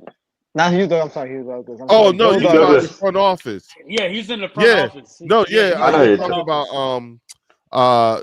he was. I know who you're talking about. It was Joe Douglas, wasn't he, with the Jets, and he just came back as it's Joe Douglas. I said Hugh Douglas. I don't know why I messed up. Okay. He was a big part of. He's a Hugh big Douglas. part of He was a big part of that 2022 team. Yeah, I confused their like name. I don't know why. Kaiser White, all them boys. Yeah. Bro, but, he built the Ravens 2012 Super Bowl team too. He built the Eagles Super Bowl team. It just didn't go well for him. But he's now back with the Eagles. I believe he's in a scouting department now. Yeah, definitely. But as we kind of going through with the time and all, let's look at these top rankings. We're gonna do the Eagles collective top ranks. And by the way, I changed my mind. Scott made me change my mind. What is it? Nah, don't worry about it, Scott. You just made me change my mind. That's it. Okay. So we got the Eagles 1, Bills 2, Lions 3, Rams 4, and Bucks 5. With looking at this, does this seem like a solid power ranking, or do you feel like we need to possibly shift some people around, add some people, remove some people? Jay, what are your thoughts? No, I mean, I think it's after the Eagles and the Bills. I think everybody else, there's a little drop off after that, but then I think it's like a second tier. I see it like that. I mean, all those teams are pretty strong, all playoff bound teams. I mean, that fifth spot, you could really play right there. You could put the Colts there. You could put a couple. Some people still believe it. I don't think the Packers should be there because of the way they played the last 2 games and they collapsed versus the Browns. So I don't think they should be there. I mean, some people would put the Colts there, even though they lost to the Rams. They fought them tough in LA. You gotta. I mean, that was. I mean, I kind of agree with the list. I don't see. I wouldn't switch at that list. I kind of like how that list looks right now. What about the Vikings? What's your thoughts on the Vikings? The Vikings, I believe they're going to be one of those teams where they're going to limp to the finish line this season. Their quarterback play. How JJ is, yeah, and they don't know about JJ yet because they said it themselves. If Carson plays well, we're going to stick with Carson. Carson hasn't played bad, but he hasn't played well enough to say, let's play him over a rookie. Yeah. So I believe they're gonna have a weird season. I'm not fully bought in on them. I do think their coach, was it Kevin O'Connell? I think the team the team buys into him and stuff. But they don't have a quarterback right now. They don't have a solid quarterback. They're not sure. Yeah. So when a team is like that, I can't put them as a top team. Yeah, and with the Chargers, so that loss to the Giants takes them out of top 5. Y'all yeah, bro. Look at their first 3 games. Their first 3 wins, the 3-0 was the Chiefs in a fluky game in Brazil. Then I think it was the Raiders, and I forgot who it was. It was all 3 wins, and then they got exposed versus a rookie. We lost to a rookie quarterback in his first game ever in the NFL, and not a top 5 team. And what's even crazier is there's only one AFC team in the top 5. Yep, and it's the Bills. Yeah. Everybody, the NFC is the new AFC. Like I said, remember when Mahomes used to have to go through a gauntlet and then run through? It's the opposite now. Jalen got to run through a gauntlet, and he pretty much is better than almost every AFC AFC team, the whole conference. Yeah, that's facts. That's a good point. Actually. But you want to know what's interesting is that take a look at all of that, right? At face value, which team is better than the Eagles? I know a lot of them have improved, but even with their improvement, are they better than the Eagles? Which one? Nobody. Exactly. Yeah. Exactly. Nobody. Hey, even with our struggles, with our struggles too. Yes. And everybody knows that we can turn it on. We got the Los Angeles Rams.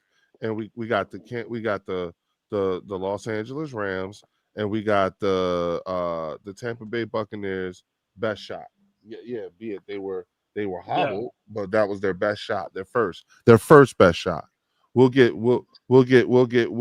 likely to get one of these teams' second best shot. So angry, the Rams got to be so angry with Philly is standing in their way, like you said. They're just standing in their way, man. Yeah. Their intentions is to see us in the playoffs to fuck it up again. Yeah, we're literally fighting for home field advantage. Think about that. Yeah, and they don't give a fuck about no home field advantage now. Yeah. Remember, they came there talking shit. Ain't gonna be no snow now. Fuck that, nigga. We got that. We taking that shit. I bet my motherfucking We don't need snow. Yeah. We don't need snow. Hey, what's that Jalen said? Rain, sleet, or snow? Yeah. Yeah. Eagles train to go. And I bet my chain. What? What, fool? What? I'm gonna get my that weak ass 8. That weak ass 8. Your shit.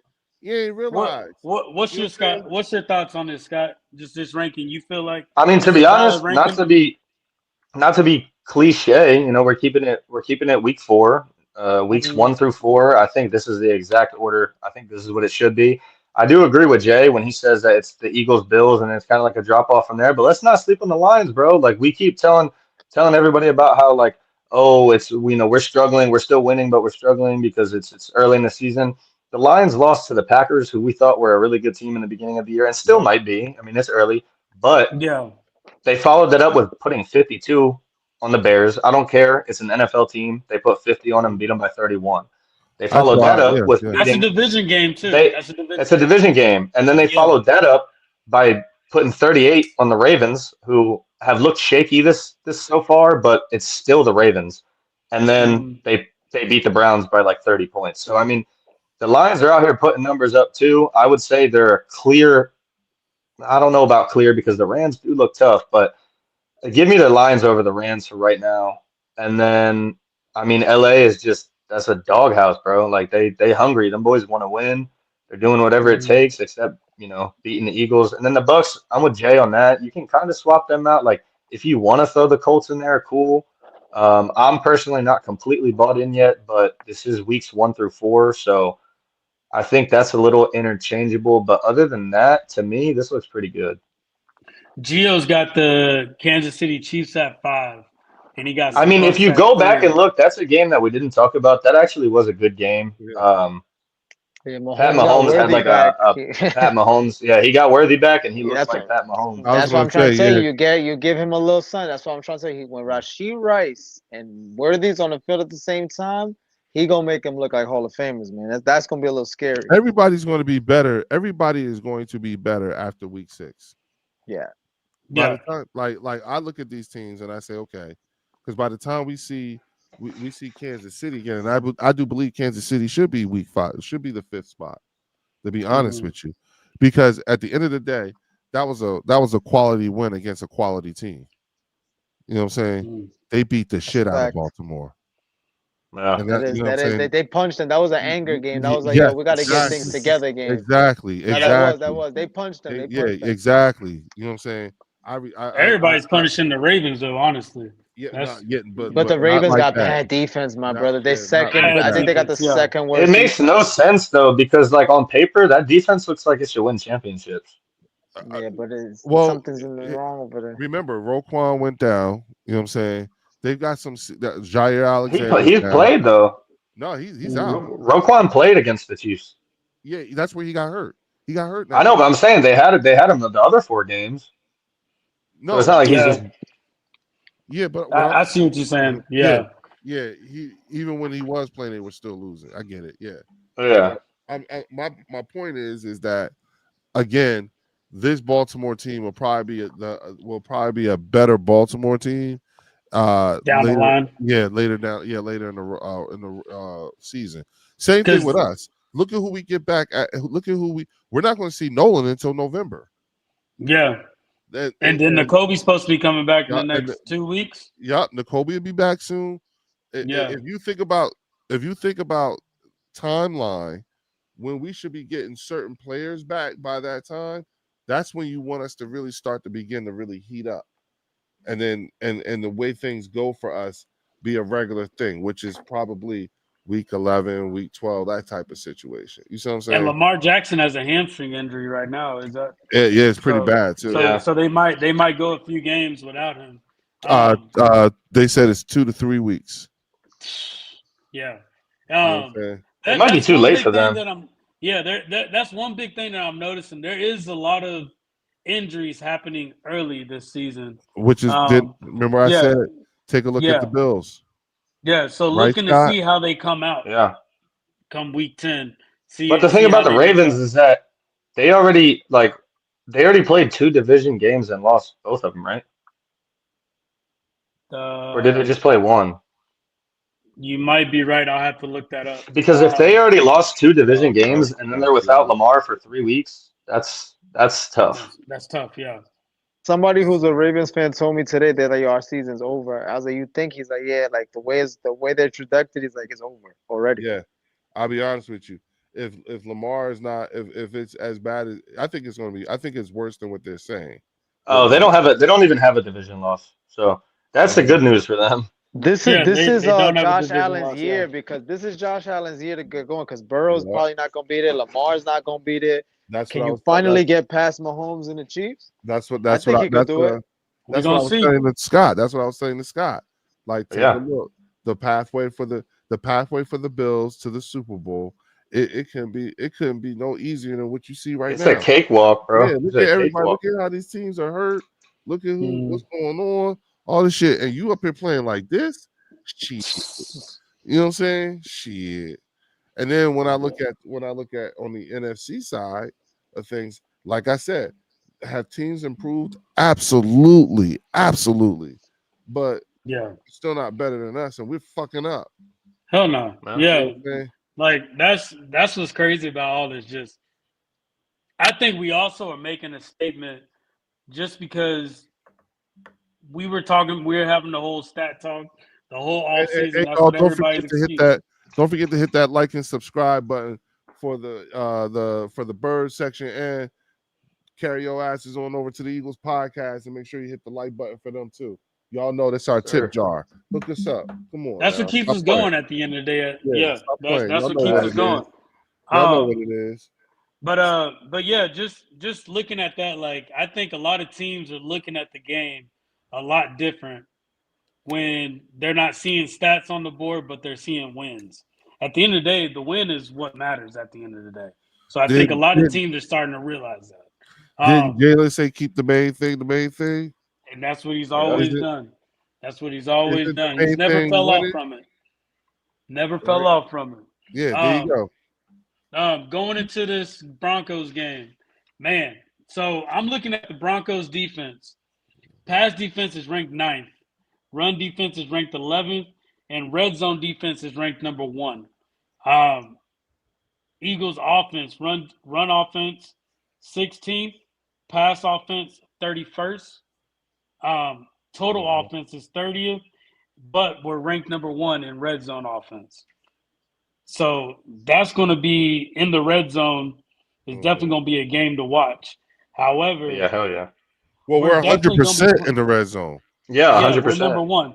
We're number 1, but they're also number 1 in stopping the red zone. So that's why I said it's going to be a good competition with that. But for sure, how do you see the Eagles coming out of this game with a W? What is an area of opportunity that we need to kind of focus on when we're watching this game? I'm gonna start off with Scott on that. Where do we need to focus on? I mean, I don't know how many times I said it on this podcast alone, but the trenches, that's going to mean a lot this week. Amen. Because they do have a good D-line, and their D-line, like you said, Warren, number 1 in the red zone. I mean, that D-line gets to the quarterback when it's in the 20 or below, man. Like they really do. So that's definitely a spot we need to watch out for. Another thing, obviously, Pat Surtain, one of the best to ever do it. So we still need to be aggressive. I think this is the week where we can be aggressive because they do have a solid secondary, but it's not anything we haven't seen before. They have a great defensive coach. Another thing we got to keep doing is just relying on our defensive coordinator. Bring the pressure. Bo Nix, like Jay was saying earlier, he's a good young quarterback, but he is willing to take risks and he's willing to play like a young quarterback. So I think Vic knows exactly what to do. We got to send pressure, get to the quarterback. Don't allow him a whole lot of time because he can make some stuff happen with that time. They are ranked 5th in the run. Going. Yeah, they're ranked number 5 on offensive run. Offensive run game, they're ranked number 5. We're ranked 21st on stopping the run on defense. That's another issue there. D-line gotta come up with something. They got to do something different. Got to get something going this week because that's tough. We've let a lot of running backs just march right down the field on us, and they're a team that clearly they can do the same thing. Yeah, I think the only team we kind of stopped when it came to the run game was the Chiefs. Isaiah Yeah, they didn't do Pacheco it, but isn't. they don't have no, What's they don't that? have a lot of good running backs over there. Yeah, Kareem Hunt and Isaiah Isaiah Pacheco Pacheco was both. good. He was good. It's just he kind of like plateaued after his injury. Like it's like he's not the Yeah, same. that's what I'm saying. Like both of them though, even Kareem Hunt, he hasn't had a great year either. Yeah, that's true. My biggest thing is just this run defense. I think if we can see a small like just progress with this run defense, I think we can have a solid game with them. I also think this is a team that we gotta we gotta control the narrative in the beginning. Like Right. I feel like if we start off fast and Right. we start off controlling everything, that's Right. gonna throw them through a loop. That's Right. Yeah. that's the one way I see it, kind of like how we played the Bucks. But don't let the foot off the gas. I know we're going to get interviews from the players tomorrow, so a huge question to Jalen Hurts is going to be that concussion and that hit that he took. So we're going to hear about that. But no, I definitely see this being a good game. We can't sleep on this game. That's the thing. We That's cannot one sleep thing, on this yeah. game. We definitely Right. can't sleep Yeah. on this game.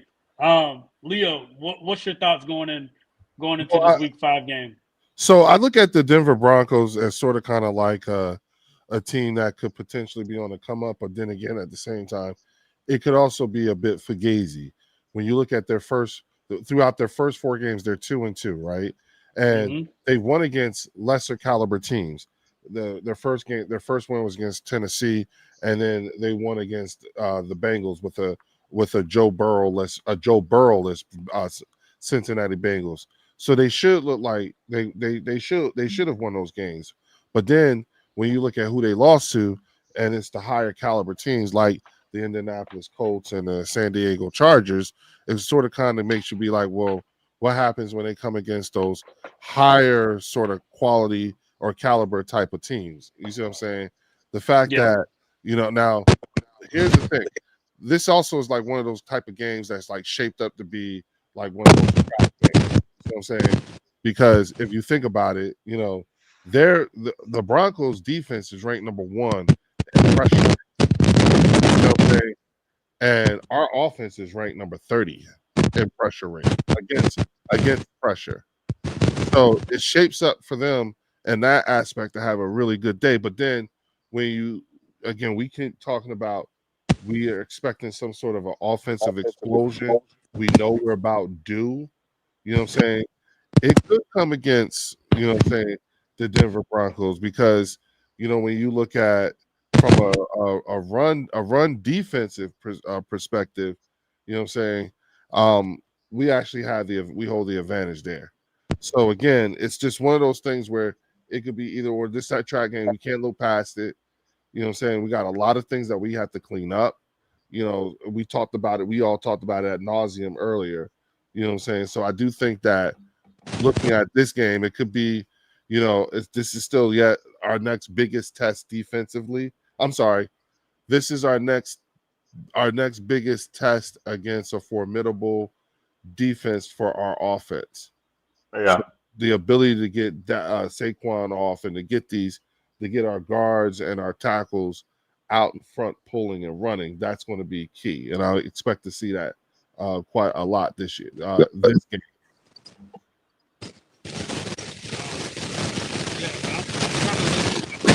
Hey, thumbs up with your mic.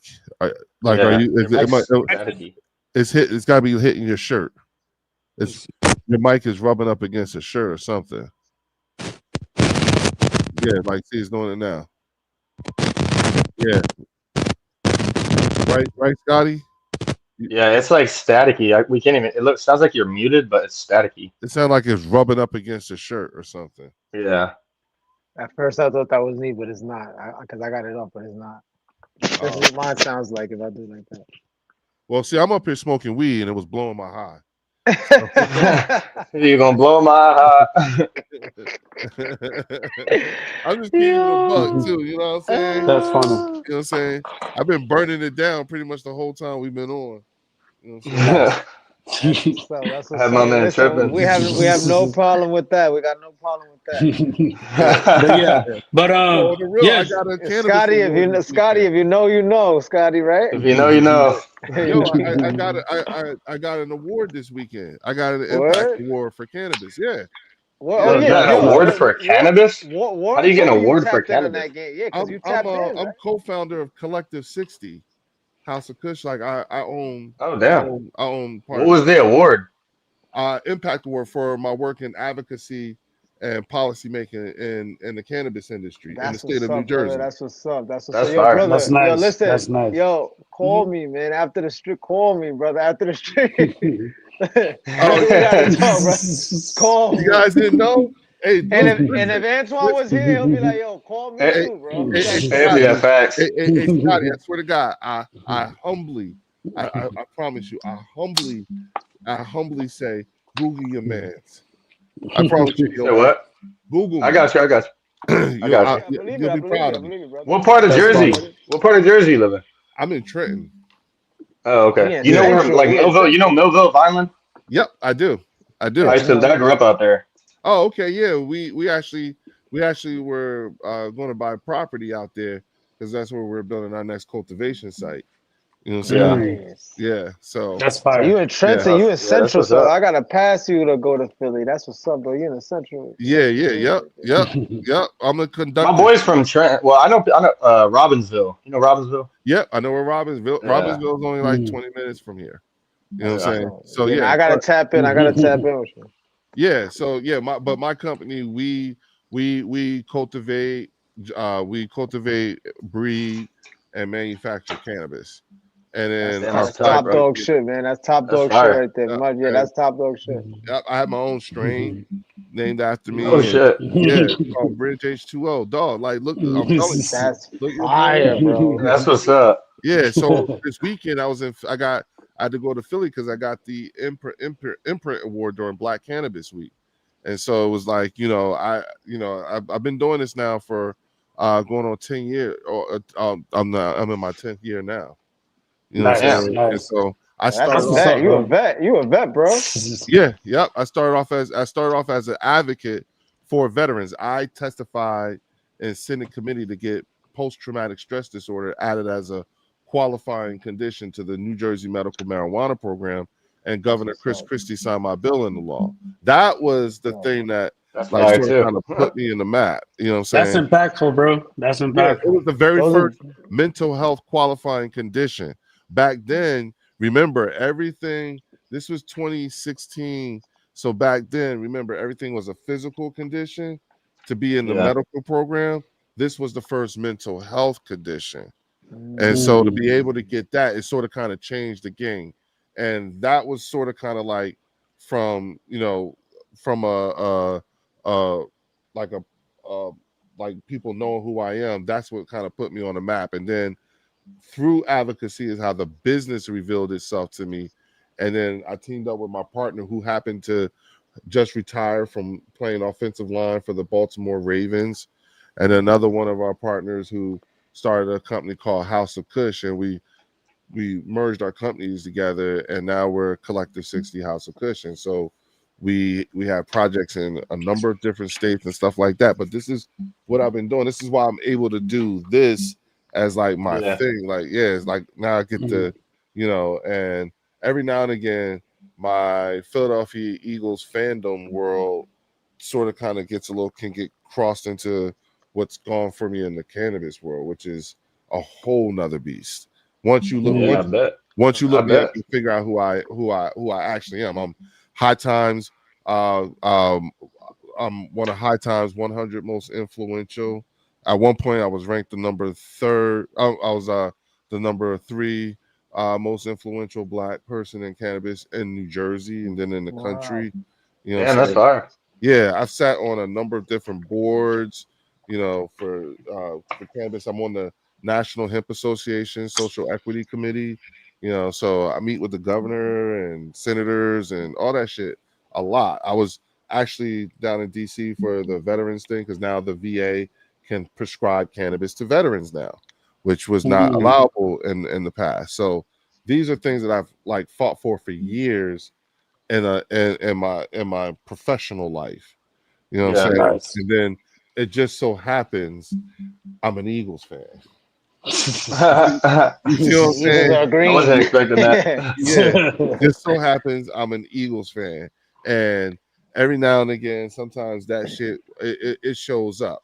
You know what I'm saying? So the people who know who I am in the cannabis world know about my Eagles fandom, but the people who only know me from like the bird section and everything like that, they have no idea. Yeah. They had no idea. That's what's up. Yeah, they have no idea. That's what's up. Honestly, bro, that was interesting. You did all that too before shit started getting legal too. Yes. 2016, I was living in Jersey, but we was not legal. You still getting locked up for everything. Oh, it's my son, his last name is Junior. Okay. And so kids are like and it was crazy because one day he came home and I said to him, "Hey, how was school today?" Right? And he was like, "Oh, we had to do this and we had to do that." And I'll never forget this, y'all, because I was sitting on the counter. My wife was pushing something. She was pushing something into the freezer, right? And my son was doing the dishes, and he turned. He said, "Oh yeah, hey Dad, I got a question for you." And I was like, "What's up?" You know what I'm saying? And he was like, "So are we like famous or something?" And I was like, "What?" And my wife turned and she looked at me because it was in that moment we realized we never had the conversation. We never had the conversation. He hit that Google. I was a That's kid. crazy. It was a kid in his classroom. He said that it was he said, I was like, what do you know, I said, what are you talking about? And he said, well, he said, we had they did something where they switched around the some of the kids in the class or whatever, and he had to introduce himself. And when he did, one of the kids in the class Googled his name, and all this shit came up. And the kid asked him, "Is this, what's up with this?" And he was like, "Oh yeah, that's my dad." You know what I'm saying? And he was like, "Oh yeah, good shit." You know what I'm saying? And so Good shit. and mind you, That's we're funny. like, where Pops at? Yeah, me and my wife are sitting there looking at each other like, what the fuck? Oh shit. You know what I'm saying? Like, oh, what happened? And then when he told me, he was just home. He's a freshman now at the College of New Jersey. And he came home yesterday. He told me there are kids who actually know who his dad is on campus. Yeah, they getting lit at that age already, my brother. They already getting lit. Some of them doing their homework. Here's what it is. It's because they want in the business. Yeah. It's still brand new here. In New Jersey, we're about to break the 2 billion mark, and we're only a couple of years old. We're about to hit the 2 billion. And check this out, fellas. That's 2 billion with half the state still closed.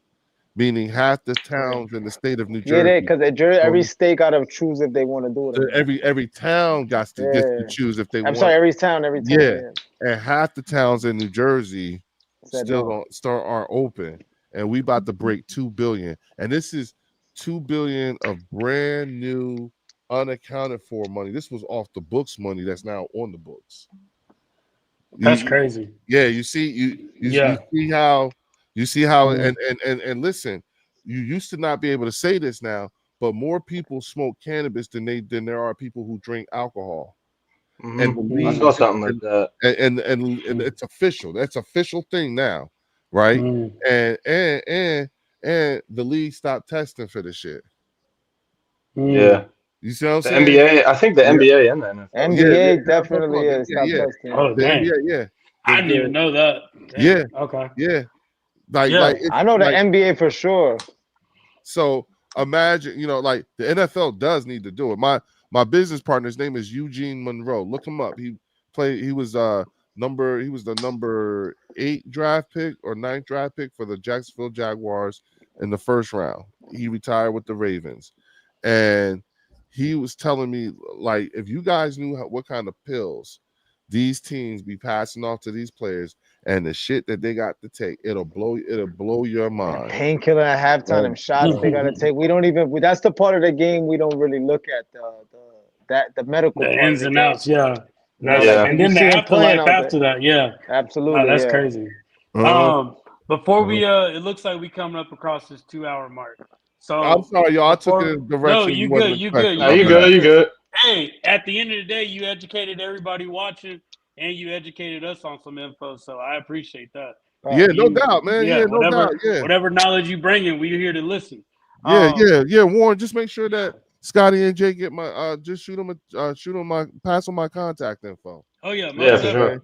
But let's go ahead and wrap this up, and we can do a score prediction, and standout player.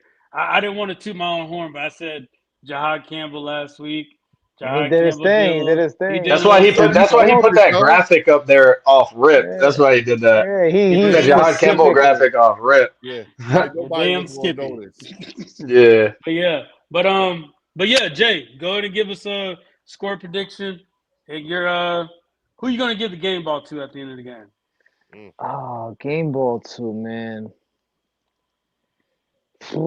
Offense. Saquon got to get up. He got to stop being pedestrian. At some point, he got to wake up. This is going to be a tough defense to do it versus, but at some point, he's going to have to, I don't want to say win us a game, but put a dent in on the game. So give me Saquon. I think he's going to maybe might take off. He might be, get the rust off. On defense, I'm going to go with Zach Bond. I mean, just Zach Bond is just Zach Bond, but the defense runs around him. He made a statement at the end of last week's game. He said, he won the Let's Fucking Go player of the game, whatever, that Tom Brady award. He said, in this defense, you're never alone. You look next to you, you got help. You look over here, you got help. He's just the best leader that the Eagles got on defense. I think he'll be the player of the game next week. Nice. I like that. I think he was he was Tom Brady's player of the game. So Tom Brady's player of the game. That's dope. Scott, who you got, and what's the score prediction? Wait, did you give your score prediction? Let me get the prediction. Yeah. Give me 24-17 Birds. Damn, that's what Scotty did. Well, go ahead. I'm still. And the only reason why I'm gonna take 17 is because what Leo said. We've been holding opponents to 24 under, right? Them last game, them 2 touchdowns was fluke touchdowns, brother. They should not even have had 24. True. So I do think they're gonna have 17 or less. They're definitely gonna clean that up. They're definitely gonna have to clean that up. I guess I'll go next. So I'm gonna go. Scotty. I'll give you my players still. I'm gonna go 28-24 Birds. I think the standout player on defense, I'm gonna give it to Zadarius Smith just because this will be like his 3rd game coming in. And I think he's getting more comfortable with the defense. So I think he's gonna have a standout game. Offense wise, man, I'm gonna give it to Dallas Goedert, just because Dallas is kind of like the way he played against the Bucs. Like he got 2 touchdowns that game. He's being incorporated. Little shovel passes was hitting. And before you finish, Warren, I want to hear Scotty's prediction because now he has to pivot off his score. Yeah. So I got you. But that's what I got. Dallas Goedert on offense, Zadarius Smith on defense, and 28-24 Birds. Scott? I'm gonna change my score just to be a little different. I was gonna go 24-17, but before I even was gonna say that was actually my prediction last week too. But I was going with it again because I do think we're gonna hold the team to under 20 points. So I'm gonna go 17-27. I'll say we'll get that extra field goal. Let Jake get some bread going. Offensively, my standout player. All right. So I'm gonna do this. When we played the Rams before, our podcast before, I said this is gonna be an AJ type game. Yeah, it was. So I'm gonna do that again in hopes that it's another AJ type game. I know they have a solid defense, but this is a team that we don't see very often. So I think there's room for some mismatches and some things to go AJ's way. So I'm gonna give AJ Brown the game ball for offense and defense. I'm gonna go with give me Andrew Makuba to get a pick. Ooh, okay. On a Bo Nix deep ball.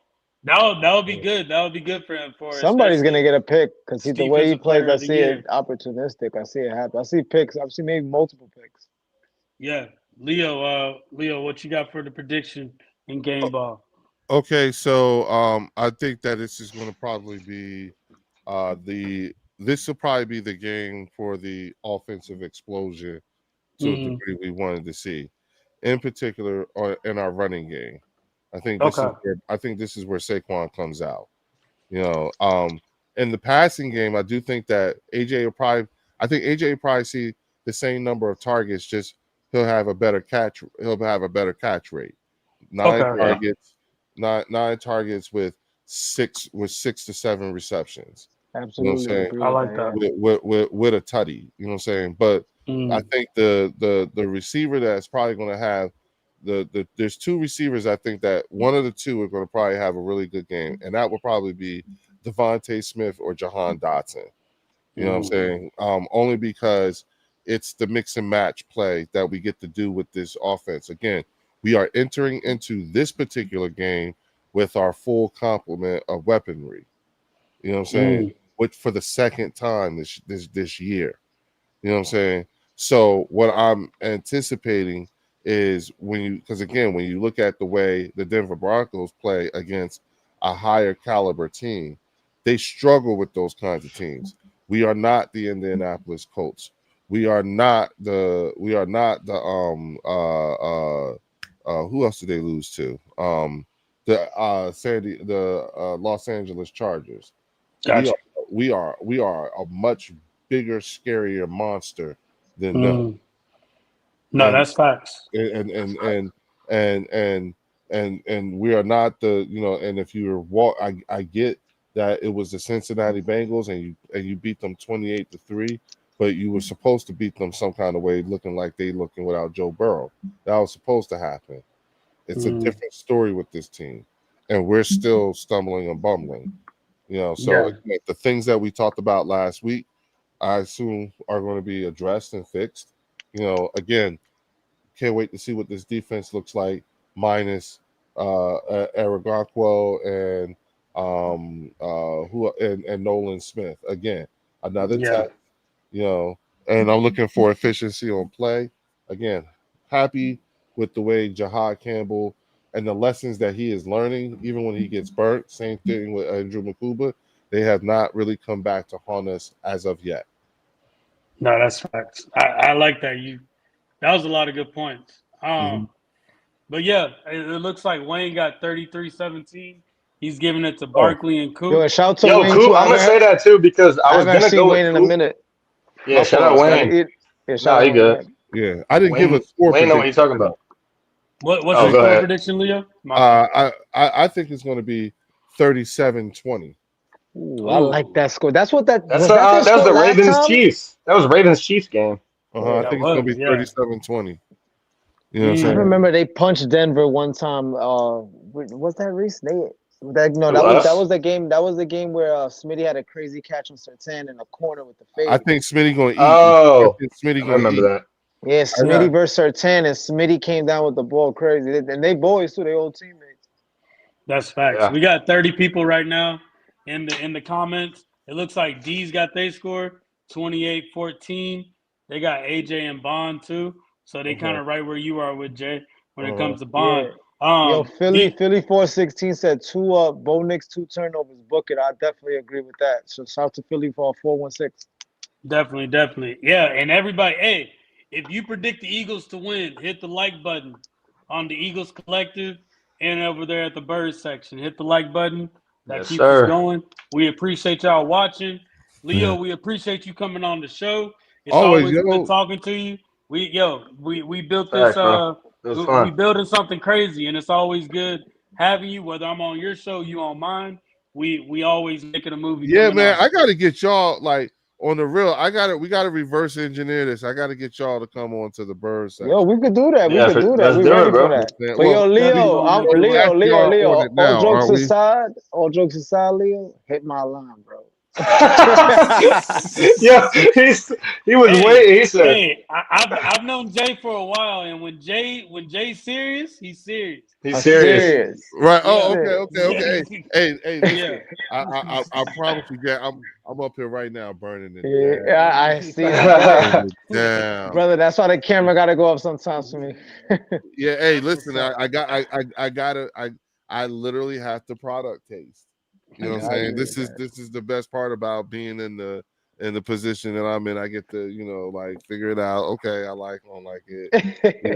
It's all about trying to figure out who the grower is and stuff like that. So yeah, I love it. You know what I'm saying? I love it. Nice. And it allows me to do this. You see what I'm saying? And it's like a whole nother life. You know what I'm saying? It really is. It's really like a whole nother life. But I get to have fun. You know what I'm saying? Because this is my favorite thing, which is the Philadelphia Eagles. Yes, sir, Wayne. Hey, D said he wants in on it too. Oh, really? Yeah, no doubt.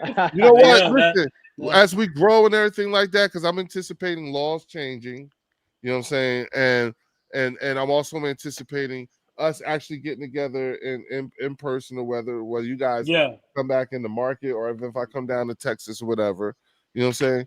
It'll be a whole lot of introductions to be made and fellowship to be had. You know what I'm saying? We definitely need to set up a live show all together. So that would be dope. That would be dope if we can set that up. I'll be in Kansas City. My company is actually we're sponsoring a Call of Duty tournament in Kansas City. It's on November 16th at the Warehouse, I think it's called. But it's a Call of Duty gaming tournament where, and mind you, it's only going to be like a few days after they release the new version of Call of Duty. So one of the things that my company is doing is we're trying to merging the cannabis culture and video game and esports into one and the same. And so, like they hold these tournaments, and people come out, and we have a good time. That's huge. Yeah, that's huge. And it is. It's you should see it. Because it's a natural fit. Yeah, cannabis and video games. Yeah, they do go hand in hand. Yeah, why not? Yeah. Cool. But hey, let's get up on out of here, fellas. Any last words before we go Birds? Go Birds, yeah. Go Birds. And everybody at the Eagles podcast, I appreciate you coming out again. Hook your boys up. Yes. Take your asses on over to the Eagles Collective podcast.